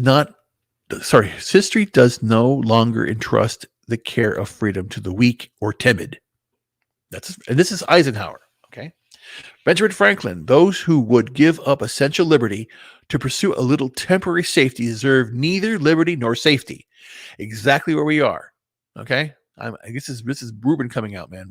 Motherfucking Reuben coming out. Experience should teach us to be most of our guard. I'm very tired. Experience should teach us to be most on our guard to protect liberty when the government's purposes are beneficent. Men born to freedom are naturally alert to repel invasion of their liberty by evil-minded rulers. Greatest dangers to liberty lurk in insidious encroachment of men of zeal and well-meaning, but without understanding. And that right then is so prevalent. Again, I can understand LGBT community, everyone out there. You're frustrated. You feel bad. Welcome to the fucking club. We all feel bad. We all have problems. I, myself, have been called nerd, fag. I've been called the N-word. I'm going to say it here, but I'm 10% black. I am 40% Native American. I'm a mutt. I have everyone in me. Hence, I want to be in every woman. But I digress, my friends. No, but it's true. I've had dicks thrown on my face. I was in a hotel on a school trip, and I had all of my shit thrown out by as a prank. I had them put toothpaste on my stuff as a prank. I've had it all done. I've been where you are. I've been called fat, loser. I've been called Mexican. I've been called a fucking Mexican faggot. They even said this. They told me this shit. And I just took it. Or I would just say, whatever. Because it didn't matter. Because people do not define me. I define who I am. I am the one that defines it. I set the bar. I let nobody define who I am. That's not weak. I am not a weak person. I'm not a weak man. No, I'm a strong one. I'm going to get stronger. Like I said, I put it here. And Ryan Cadell, if you're out there, again, I challenged him to a race. Once I lost the weight, I'm going to race. I'm going to beat his ass. I am going to kick his ass. I may even go and do a boxing. Who wants to box? I'm ready to have fun. I'm just done sitting on the sidelines here. I do not. Again, I would love traveling, going out, doing things. I hate sitting down, and it pains me. I want to get moving, so I'm going to do that. But all these signs, they're not teaching civics. They're not teaching home economics. They're not teaching anything. And again, if you're hungry, it's not an Uber app away. You have to get up and do the work. And the whole point of my YouTube channel, again, I'm going to stop this thing. I'm done. It's me now. We're wrapping up here. We're at the end. 3 hours and 10 minutes. I still can go strong because that's what I do, ladies. I last a long time. I'm serious. I do. Why? Because that's what I do. That's what men do. Shit. Men get shit done. So the point of this thing today is you reported me on a comment on a YouTube video that I was inciting violence because I said, to quote, "It's a trans killer that killed Christians. This is civil war." You stabbed out there, whoever you are, stabbed Ron Paul staffer last night. You murdered 2 New York state assembly people, I think it was up in New York, last month that were Republican. This is a targeted attack, and it's been happening since the day that Trump came down the escalator. It's been accelerating since then. Yet every single thing, every narrative has been collapsed in front of your eyes, and you're grasping for straws now. No more. This is over. I'm just done with it all. Anyway, guys, I want to wrap it up. I want to thank anybody that was here. I'll wrap it up really quickly and just go through a few people that were here. Let me go to the top. I want to thank the following people. Vince Womack, a really good guy. He's been a follower for quite a bit. And Vince has been a really very clear guy in the sense of, what needs to get done. Who else we have here? I saw a few people. The lovely Sherry. Now, again, if there's anybody here who makes your toes curl as men, it's be lovely Sherry. She's really smart, great personality, and again, I hope to meet you someday soon because again, you're a really good woman. Who else? 5 picoseconds, my friend. Good morning. 5 picoseconds. He's been around for quite a bit, and he's a good guy. I really appreciate him, what he's doing. Who else is here? That's it. Vince and Pico. Okay, you guys. Okay, well then, guys, if there are any questions at all, because what I'll be doing, here is my schedule and what I'll be doing and what I've been doing. So one of the projects I'm going to be doing is I am going to examine the U.S. code, all the code, and I'm going to reinterpret and redefine and be a scholar of the Constitution because I'm sick and tired of it. I've done this for my entire life. I had copies of the Constitution, and I don't know, it's in my boxes. I have papers I've written on this. I analyze the Constitution. It's like, again, how this would describe it. If you have a guy who owns like what do you call it again, a very rare comic book, then he's a comic collector. I love old American legal documents, the Articles of the Confederation, the original draft of the Independence and the Declaration of Independence, the Constitution, all the whole mechanics of how that was put together. That I'm an expert in. That I geek out on. I geek out on music, on classical music. I play classical music. I played in orchestras. I write classical music, art, poetry. I have over 600 pages of poetry I have to transcribe. I'm a poet. I am a philomath and a polymath. Yes, I have a very high IQ, and now I'm going to show it off and change the world. That's why I basically said, hey, I'm no longer going to chase women. I'm going to entice them. And instead of me saying, hold my hand, I'm going to tell each woman to hold on for the ride. Another project I'm doing is I am actually on the cusp of re-verifying the theory of everything. What is reality? And I have tapped into it, and I can figure it out what it is, and I'm going to document it. Also, I'm doing some advanced math. So essentially, I will read off to you, and I can show you, because you're going to freak out. I'm just before you go. It's not a secret. Unless I see something as a secret, I'll just say. So essentially what I have 55 plus years of documents I need to transcribe. I like writing in pen and paper, so I have essentially like 4 or 5 books on hand here. But all together, I probably have 10, 15 books that I need to go through, and of just me writing. Okay. I buy books specifically so I can write down things, and I'll show you one of them real quickly also, because it's very, very odd. You'll look at you write this way. Yes, I do.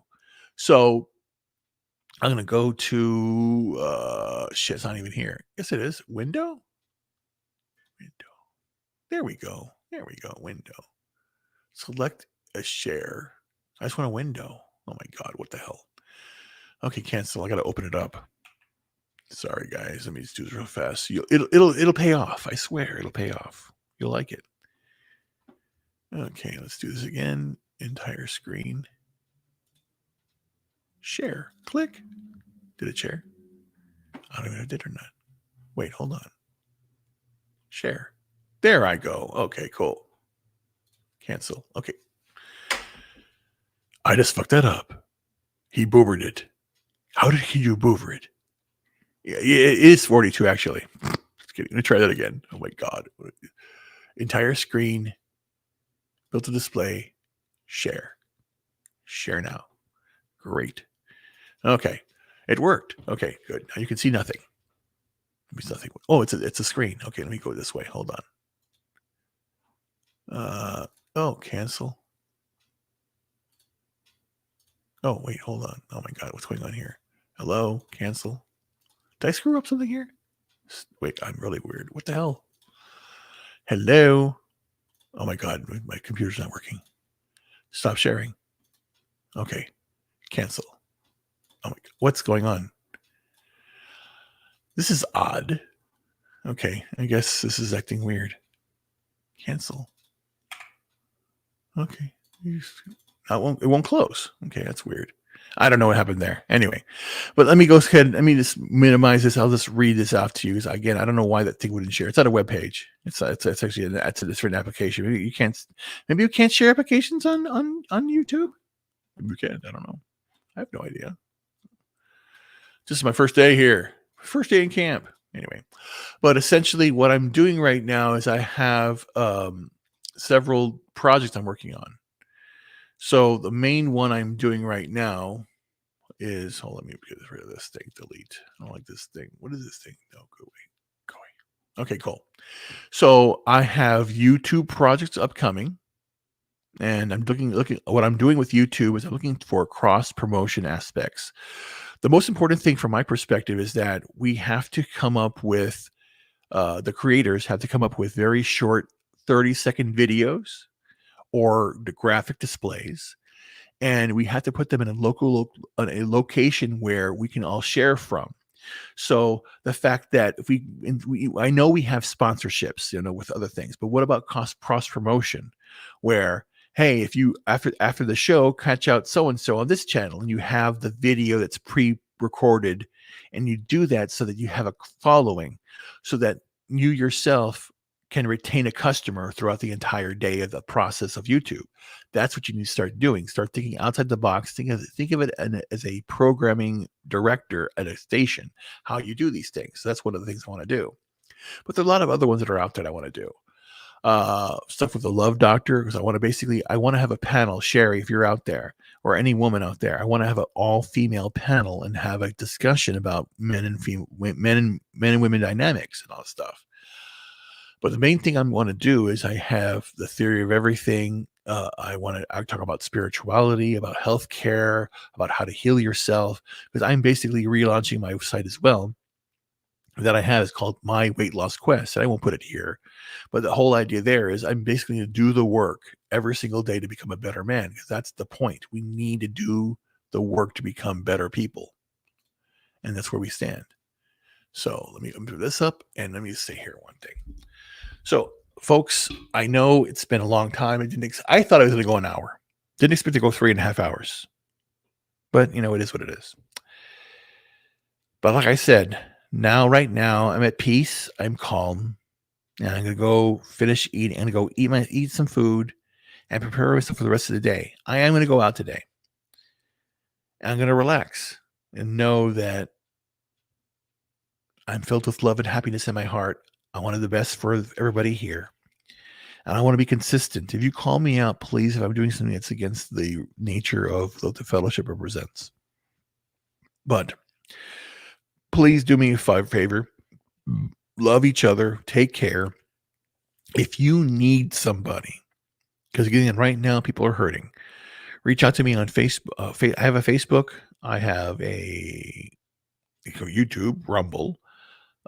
Email address if you want to email, I'll email you. But again, it hurts my soul that we have so many people out there that are hurting and don't know where to go for help.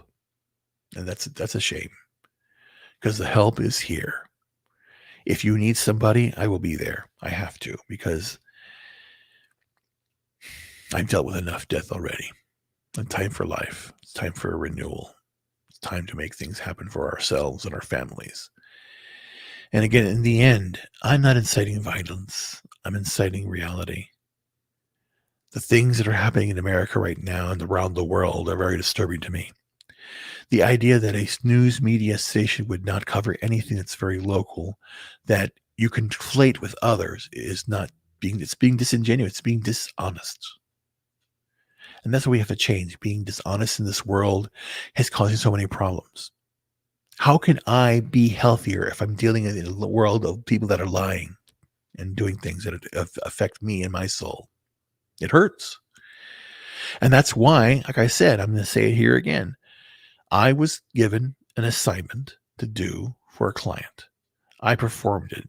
Yet then they basically did a quick change around the parameters and basically invalidated my work. And they wanted me to change and manipulate things around so they could, get more earnings. It wasn't illegal, but it was a gray area, because again, you're only taking validated data from one location to another, but you're doing it through cut and paste. And I basically says, no, what you're doing then is you have the algorithm with a formula. It's broken. The output, you change it, and then you don't fix the problem. Then you'll be constantly in a state of repair. There's nothing going to get done. And that's what you have to do. You have to step up and be a man. And again, I'm done talking about it, because again, it hurts, because I'm doing it. I started off 2 years ago. I went to Vegas. I went there a broken man. You go back and look at Jeremy Griggs. He has his first comments were, I met Reuben, he told me his story, because I did. He was the last person he talked to that night. And I was sitting outside waiting for him to come out there to say thank you, because his shows helped me. Gary's shows helped me. We have to be grateful that we live in a country right now where we can do the things we want to do, and we really have a really well off. These kids don't even know what they're doing. They're not understanding that they have the ability to do anything. Me commenting on a shooting is not inciting violence. Me pointing out the obvious is not inciting violence. And then to say that, oh, they were marginalized before and now we have to, that's revenge. That's an evil act. You do not beget evil by evil. You beget evil by love. And that's why that's the other reason why I have the moniker, the Love Doctor, in a way. Because again, I've lost my mother, my father, my wife, my business partner, my home. I lost everything. Right now, I have stuff. There's boxes right here. There's boxes in there. I have storage units that's still in Chicago and in Orlando that I need to get out, and I can't. And my car still has stuff in there for months now, and I can't get it out because I can't pick things up. I have no strength. Yet, am I giving up? Am I slowing down? No, because I know that tomorrow is going to be a better day. I know that I'm not going to give up on my dreams, and I'm doing it. I have to weigh myself, and I hope I'm down to 455, another loss. I'm going to keep on fighting. I'm going to build up my core. I want to build up my chest big, because I know it's here. I know I'm strong here. I can feel it.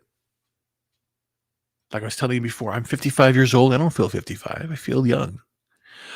Up here, I feel 21. I gotta check myself sometimes. I'll look at a pretty girl and I'll talk to her, and she will give me her number. Think about that. When I go shop, I sit in the scooter because I don't want to have to walk and struggle and fall down if I have to. I'm in a fucking scooter, and I have just a plain old shirt I have here. It has some stains here, but I don't really care. And I have flip-flops, and I have trunks. And I go out. And I say, good morning. How are you doing? How are you doing? And my God, miss, how are you? A lovely outfit you're wearing today. And then again, I don't even ask for the number. I say a different way. How can I contact you to learn more about you and what you do? Oh, let me give you your number. Let me give you my number. Let me take it. You don't ask for it. You basically tell them that you it's important to get it, but you don't really ask for it. Or even better, you don't even ask for it. Show interest if you really do care about a woman, please don't. And wanting to fuck her is not caring about her. Please just get that out of your head. I'm just done with that shit too. To care for a woman is to forgo your own wellness as a man. That's what it means in a way, womb man, the one with the womb. Yes, I know I can define a woman. Oh my God, I'm just done. But anyway, but as I said,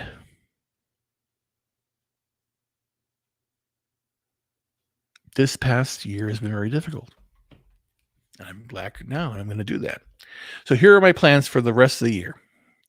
I'm going to continue to write these papers. I have a paper, like I said, I'm going to write a paper on the Constitution, write a paper on advanced mathematics, quantum physics, on the Platonic solids and the sixth solid.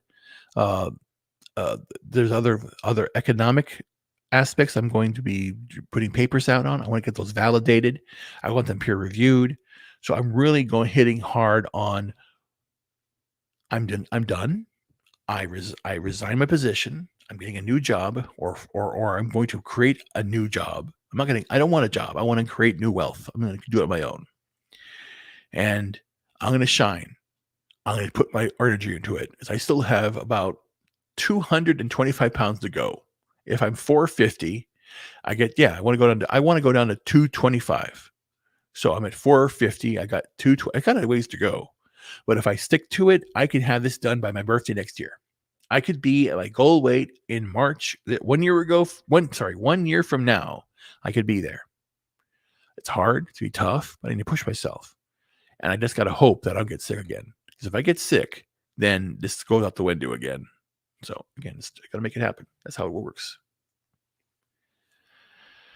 Anyway, I want to thank each and every one of you. Yeah, never compromise your values. Yeah, I know. And the thing is that, that's the other thing that happened. Okay, no shit. What am I doing?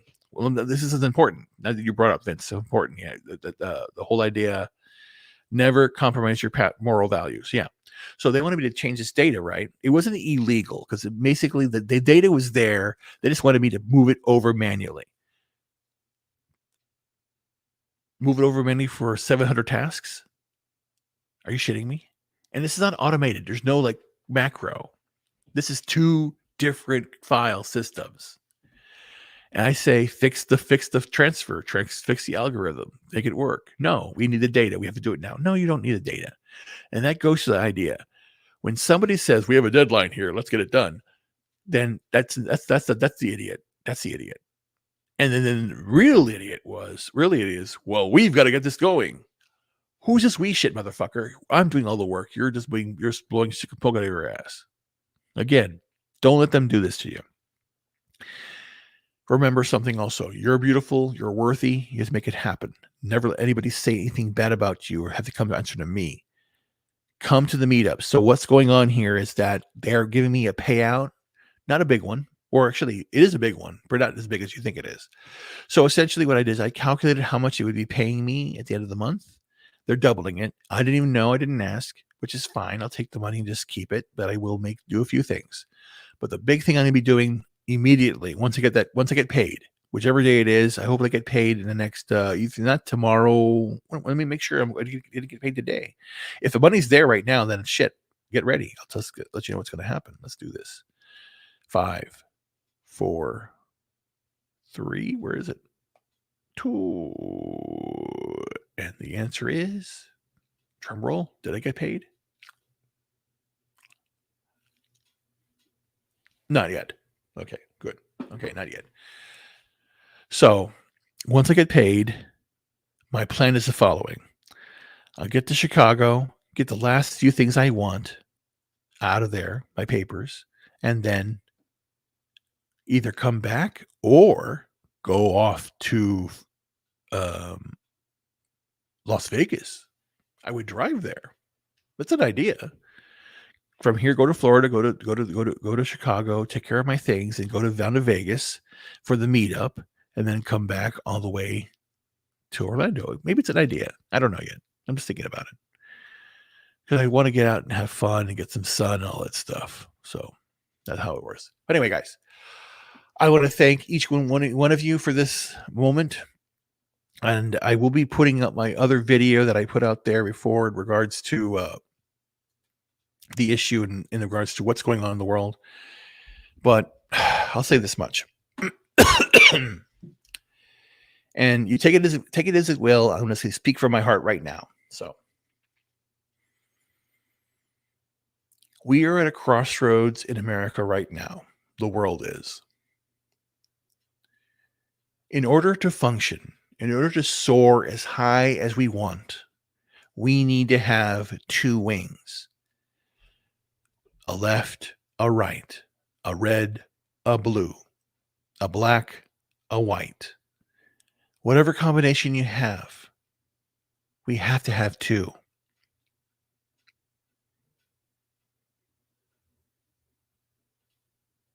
Society today is being ripped apart from the outside, not from the inside, but it's being infiltrated by those that want to subvert and take control. This has not been a very it's a long time coming. No, they've been doing this for years. But we have to not fight back, but love back. Love is the answer that I know I need to do. And I got to check myself sometimes where I get really upset and angry, especially with morons. But love is the answer. Because I basically say it this. I'm an agnostic, but I'll say it this way. Love is God, God is love, and that's it. That's the whole answer. It's basically be the embodiment of love. Because when people say God to me, I always think of like a man in a chair or a woman or whatever. It's just something that's out there, but it's basically you're imbuing on a person. If you say love, it's emotion. It isn't, and when you think about it, when you fall in love, you can't describe it, can you? It tingles, you feel it deep inside your soul, but it makes you feel happy. That's love. It's not a plant. It's not a scent. It's experience. And when a mother holds a child for the first time and they bond, you feel that experience. I saw it live. I saw my nephew, Justin. When my brother and his wife were all three holding a kid, I felt the energy from the three of them. That, my friends, is the real Trinity. That's what it really means. It's men as the painter. He has the vision in his head. The women is just pure color. Rich, vibrant color. And again, if a woman is full of color and you spill it out, it's going to be very messy. It's messy. It's feral. It's energy. It's electricity. Women, that when they walk in a room, they can light up like that, and boom, it happens. And a man just is the one that just gets up there. Because again, he's a leader. He holds her in close. He's not doing this because any weakness. It's because that energy needs to be harnessed. And that's what you do. You hold the woman close to you. Bring her in and let her know that she's safe, that she can be as wild as she wants to be. And it'll be happening. That's what you do. And then the creation is you. The child. The future. Man must evolve. We're really at a point of crisis, a societal crisis where we need to evolve. Yes, I can acknowledge there are trans people out there. There are lesbians out there. There are people that there are hermaphrodites out there. There are people that have real problems, real issues, real situations. I'm dealing with them too. Everything that you accuse me of, that so-and-so did this, now this, it's happened to me. I have been called the N-word. In good context and bad context. I've been to, again, my brother went to Howard University. I stayed there with him. We hung out with the brothers. And they said these things to me. And I didn't care because I am, what is it, 8%? No, 6.7% African American. Again, I might as well just show it to you now. Is that you think I'm bullshitting you? I'm telling you the truth. Because this is Reuben Haynes right here. So right now, again, I want no more excuses of me calling me a racist, calling me race baiter or whatever the crap that is. I'm not. I can't be. How can I be? Again, I'm getting upset a little bit. I'm sorry. I gotta slow down. I gotta settle down because again, my logical brain doesn't understand that's what you're talking about. But here, I'll just show it to you. I might as well just show it to you now because I'm maybe full bore here. This is me. This is Reuben Haynes. This is who I am. I did 23andMe. I'll share it to you right now. I just want to just be honest with you guys. Okay. Just so we wrap it up. So who is Reuben Haynes? You want to know who he is genetically? You want to know who I am? Okay. And you tell me that if they say, fuck Reuben, you're a fucking mutt. Whatever. Here's me. Okay. Hopefully you can see this. Yes, you can. Okay. This is me. This is little Reuben. Okay. This is me. My ancestry report. Boom. Pull it up. Eventually. There we are. I am everything. It's lit up. Notice the gap, that very interesting gap right here. I am not in this section right here. It's so odd. And that's true. One side's my mother, one side's my father. And this is me. I'm everything. Look at this right here. Let me see. Let me bump this up. Hold on. Shit. What am I doing? No, I can't figure it out. Yeah. Spanish, Portuguese, 31%. Italian, 8%. Can you see this, guys? Oh, shit. Hold on. Let me do this real quick. Hold on. Let me bump this up. Let me bump it up. Just one last thing. This is important. I'm not racist, you idiots. Not you guys. This is out there in general. Boom, boom, boom, boom, boom, boom, boom, boom, boom. Okay, good. I think we can see that now, right? Can you see that? Yes, we can. Okay, good. Okay, this is Reuben Haynes. This is me. Hello. Hello, this is me. Oh shit, what's going on now? Now it's not gonna work. Now it's not gonna work. I have to go back. Hold on. I did too much. I bumped up too much. Okay. Oh yeah, it's a wait a minute, summary. Okay, never mind. Okay. Oh, stop. Okay. Oh shit. I don't do that, moron. Don't click it. Just go. Okay. Okay. Spanish, Portuguese, 31.4%. Okay. Italian, 0.7. Broadly Southern European, 6.3%. Northern European, 13%, which is French and German, 10%. So that's why I like those French girls and those German girls. I do. Jewish, 0.8%. Broadly European.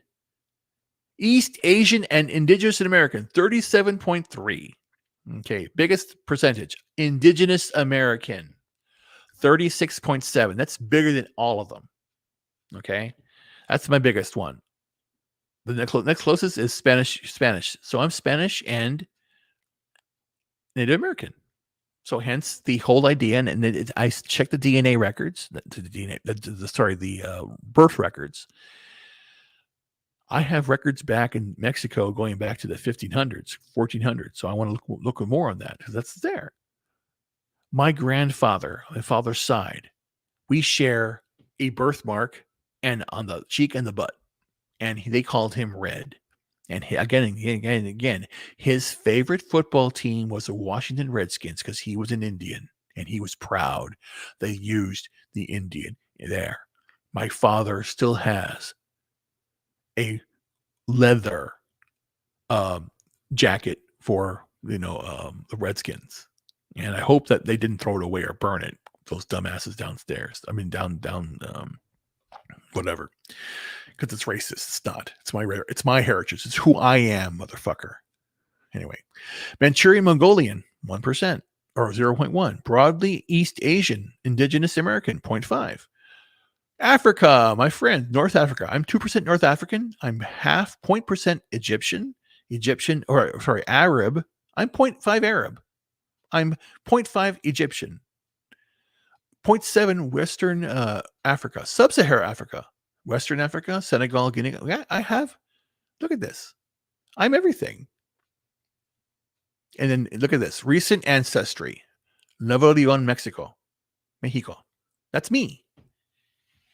So if you call me white, misogynistic, and all this sort of shit, and I don't have the American experience, it's right here, motherfucker. I am the American experience. Right here. This is my map. Shit. Why is it doing this to me now? Okay, let me bump up to 100% again because it's acting really weird. There, 100% there. Yeah, and I have all this stuff. That is why when I now what's going on here? Ancestry overview. Okay, good. That's when I look at the world. Whenever it shows you the world, show me the world. Oh my God! View your ancestry composition. There we go. Again, I like the map. That's what this is the one I like to look at because it tells me I'm from everywhere. I am not from I'm not from India. I'm not from whatever that is, the higher area, like mountain area. But yeah, I claim all that shit. I claim Europe. I claim this is my home. This is where I'm from. So that's why I love Canadians. I love the American people. I love Mexican people. I love people from South America, Greenland, Iceland. Shit, no wonder I like Iceland people. All people from Europe, all this stuff. I'm everywhere. I'm all over the place. This is all me. China, Japan, Korea. That's why wherever I go, they tell me all that stuff, it's there. But again, I am majority all this stuff. I'm all those little things.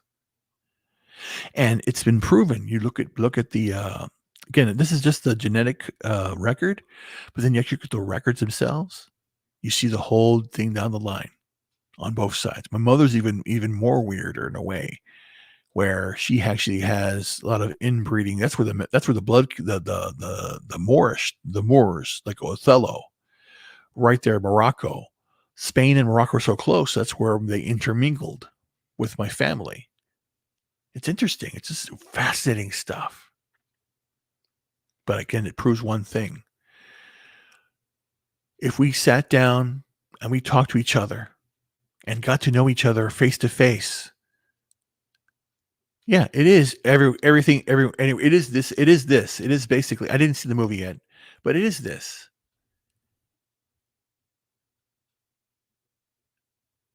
Every day now, I sit down and I meet people and talk to them, and I find out shit about them. And when they open up, they start telling me some personal stories. People are struggling out there right now. People are in pain right now, and it puts in perspective on what we're all dealing with. And the thing is that's the whole idea. We have to start saying we're all dealing with this right now, and we all need to come to the table metaphorically and talk about it. And this is what I'm doing. I could have told that person to F off and whatever. No, but this is a video response because this video is because somebody said that, what's this? Yeah, exactly. That's what I want to do. That's what I want to do. And the Icelandic women are also pretty hot. But Irish women, my God, what's that Irish club? I love the Irish girls. Especially how they dance. On my dick. Just kidding. No, I had to throw that in there, guys. I'm sorry. I know it's in the morning time. It's almost 10 o'clock. And are we really in 4 hours? I can go all day. Ladies. This is true. This is foreplay. Yeah, I had one girl say, do you ever stop? No. Not until you tell me to. I'll keep on going. No, I'll keep on going. I will keep on going and give you pleasure until you tell me, Reuben, I've had enough. Because I think I don't think you have enough. Because my goal, I'm telling you, my goal with a woman always is to give her multiple orgasms and make her happy every night. That's my goal. Is one thing I must do. I must do that. And again, I do that without penetration. It's with the mind. It's with me looking at you. I love doing that. The one thing I love doing is like give me a subject and I'll give you a poem off the top of my head. Or if you basically want me to sing, I'll sing you a song I'll just make it up on the fly. Because I can do that. I can create anything I want at any time. Because you want to know why? Why I can do what I do? Because I say I can. How did I start a business? I did it. How did I get the job I did? I did it. How did I show up to Vegas when I was sick? Did it. I packed everything on my own and I couldn't even walk. I had to use a freaking rolling chair, and I was packing my entire stuff by myself, and I had to use that. I fell down so many times when I had to move, and I was evicted from my house, from my apartment last year. And then they knew I couldn't walk. I couldn't even go to the mailbox. They sent the mail back because I couldn't even go. When I attempted to go to the mailbox, I fell down hard 3 times. So I just stayed in. And then to go to the post office to have them just keep the mail, then I would have to go there. I said, can you just give it to me and just give it to me now? No, you come back. It's just very, very disingenuous people. I'm done with that. As I said before, you'll see me doing these types of videos because I will be launching Conjecture very soon. Conjecture will be a website. It'll have information where I'm covering everything. I am going to uncover. I already know the secret of a life. I know the meaning of life, and I'll give you a little bit of an insight here. I know how to astral project. I know how to do things with my mind because I'm healing myself with my mind. How do you explain, how does somebody drop their voice, change their nasal passages, all through meditation, massage, and good living, clean living? My varicose veins are gone. I can walk again. I'm going to run. I'm going to make it happen. No. What does he say? I can't read this now. Oh, shoot, wrong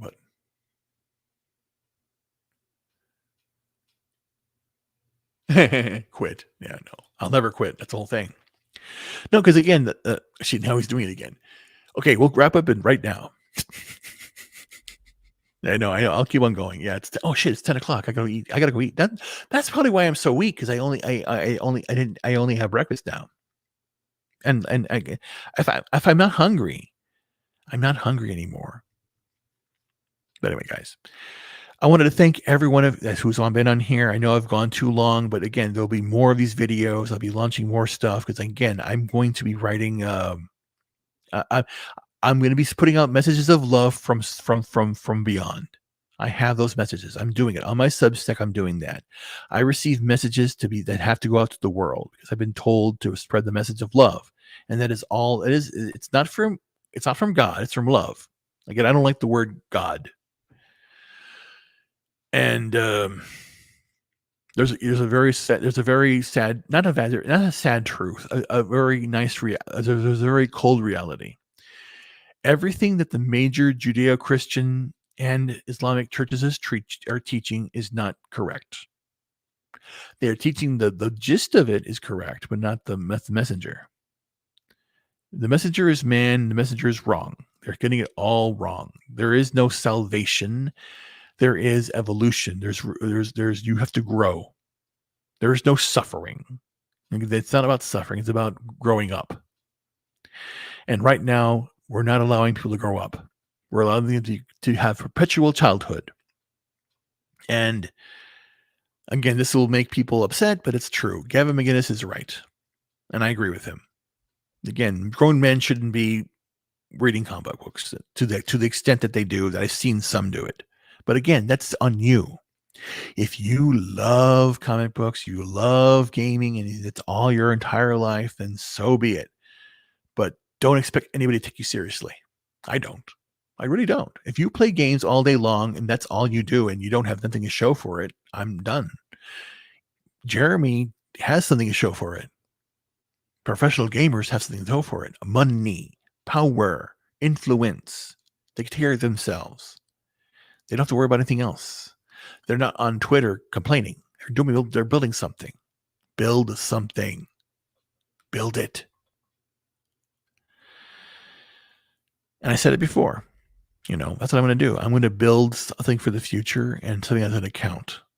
And then after I do that, as a promise to the fellowship, I'm going to repay everybody back. You're all going to be taken care of. I want to know more about you and what you're doing in your life. But I'm done talking about it because I have to be done with it. I have to have so much to write. But like I said, today I'm going to go outside and enjoy the day. I'm going to weigh myself. I'll put some videos out. But again, continue to do strives to become a better man, be a better woman, because there are only two genders out there. I'm sorry, it's reality. And I'm no longer going to live in your delusion.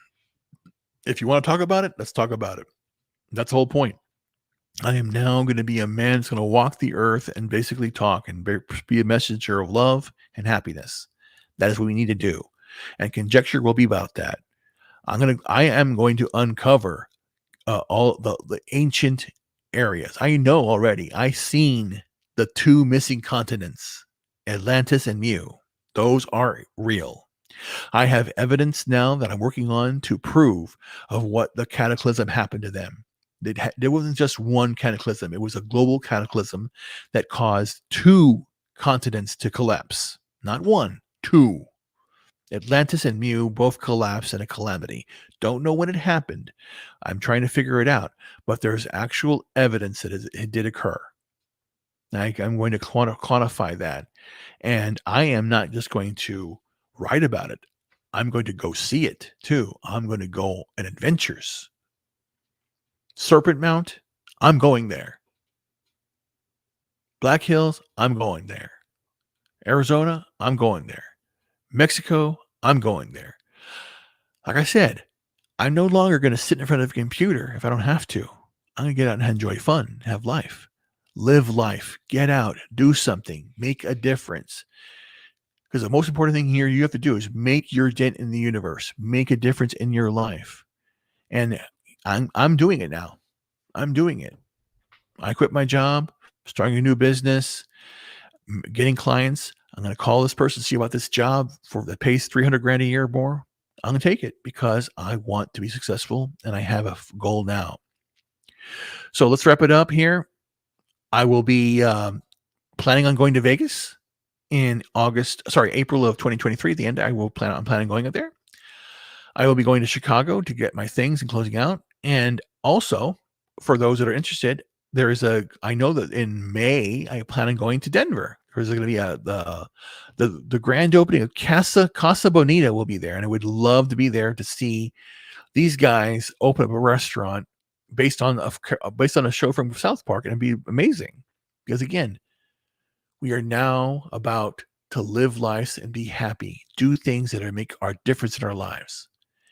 And again, I want to basically say one last solemn prayer for those victims who have passed away, not just yesterday, but the last 4 years, under this delusion we're living under.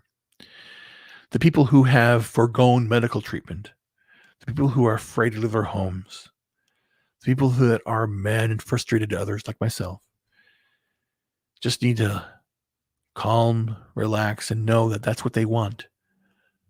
The forces against us want us to fight. They want us to tear ourselves apart so that they can come in and fix us. And I basically say no. I want to stand next to my brother on the other side of the aisle and say, no, it's not about us. We're okay. It's them. They want us to fight. They want us to be at odds with each other. They want us to all hurt. And that's not good. So, my friends, I will leave you the way I always leave you. I did this. There was a special song that I just heard. It had my name in it. It was just so funny. And I started dancing to it because it was hilarious. Because, again, I'm going to be a man of love and happiness. And the next video series I release besides Conjecture will be looking for a trad wife, because that's what I'm doing. I want to find the most beautiful, intelligent woman who wants to take care of my house and me. And if she wants to work, she can, but she doesn't need to, because I'm going to take care of her. And think about it. It's like Willy Wonka. It's that golden ticket. Who wants to marry an established 55-year-old man ready to have a family and then imbue all of the love that he gives everybody that you feel? Watch my videos. All the love I give you guys. It's going to basically pivot and turn toward her. She'll be a flood of love will hit her. You mean you're going to come on her? No. Inside her, not on her. Oh God, really? Yes, I will. I want a baby. I would love to have a woman who would want a baby. Then I'd be the dad, of course. That's again, at 55, would you do this? Yes, of course. Hell yeah. Because again, I feel alive. I'm going to make it happen. We'll make a difference in the world. No, I'm not going to shut up and end. I'm going to go on another hour. See, I don't shut up, man. That's a thing. That's a thing. I'm playing. I don't shut up. That's a thing. I keep on. Again, this just proves one thing. Reuben doesn't shut up. It proves that one thing. It also proves that, ladies, yes, I won't stop. Ladies, sweetheart, I'll never stop. Once you tell me to go, I'll keep going until you stop. I won't get tired. Because when I love what I'm doing, like I love talking, I keep going. I won't end. I'm going to go and make some breakfast. I'll still talk. Because I talk to myself all the time. But again, let's wrap it up in about an hour. Just kidding, I'm playing. So, guys, we'll talk to you soon later. I'm just sorry. Vince, we are leaving now. We're going. So here we go. Good night, everybody. Follow me. More videos coming. More happiness. And again, you all have a great day and talk to you later. Hit it.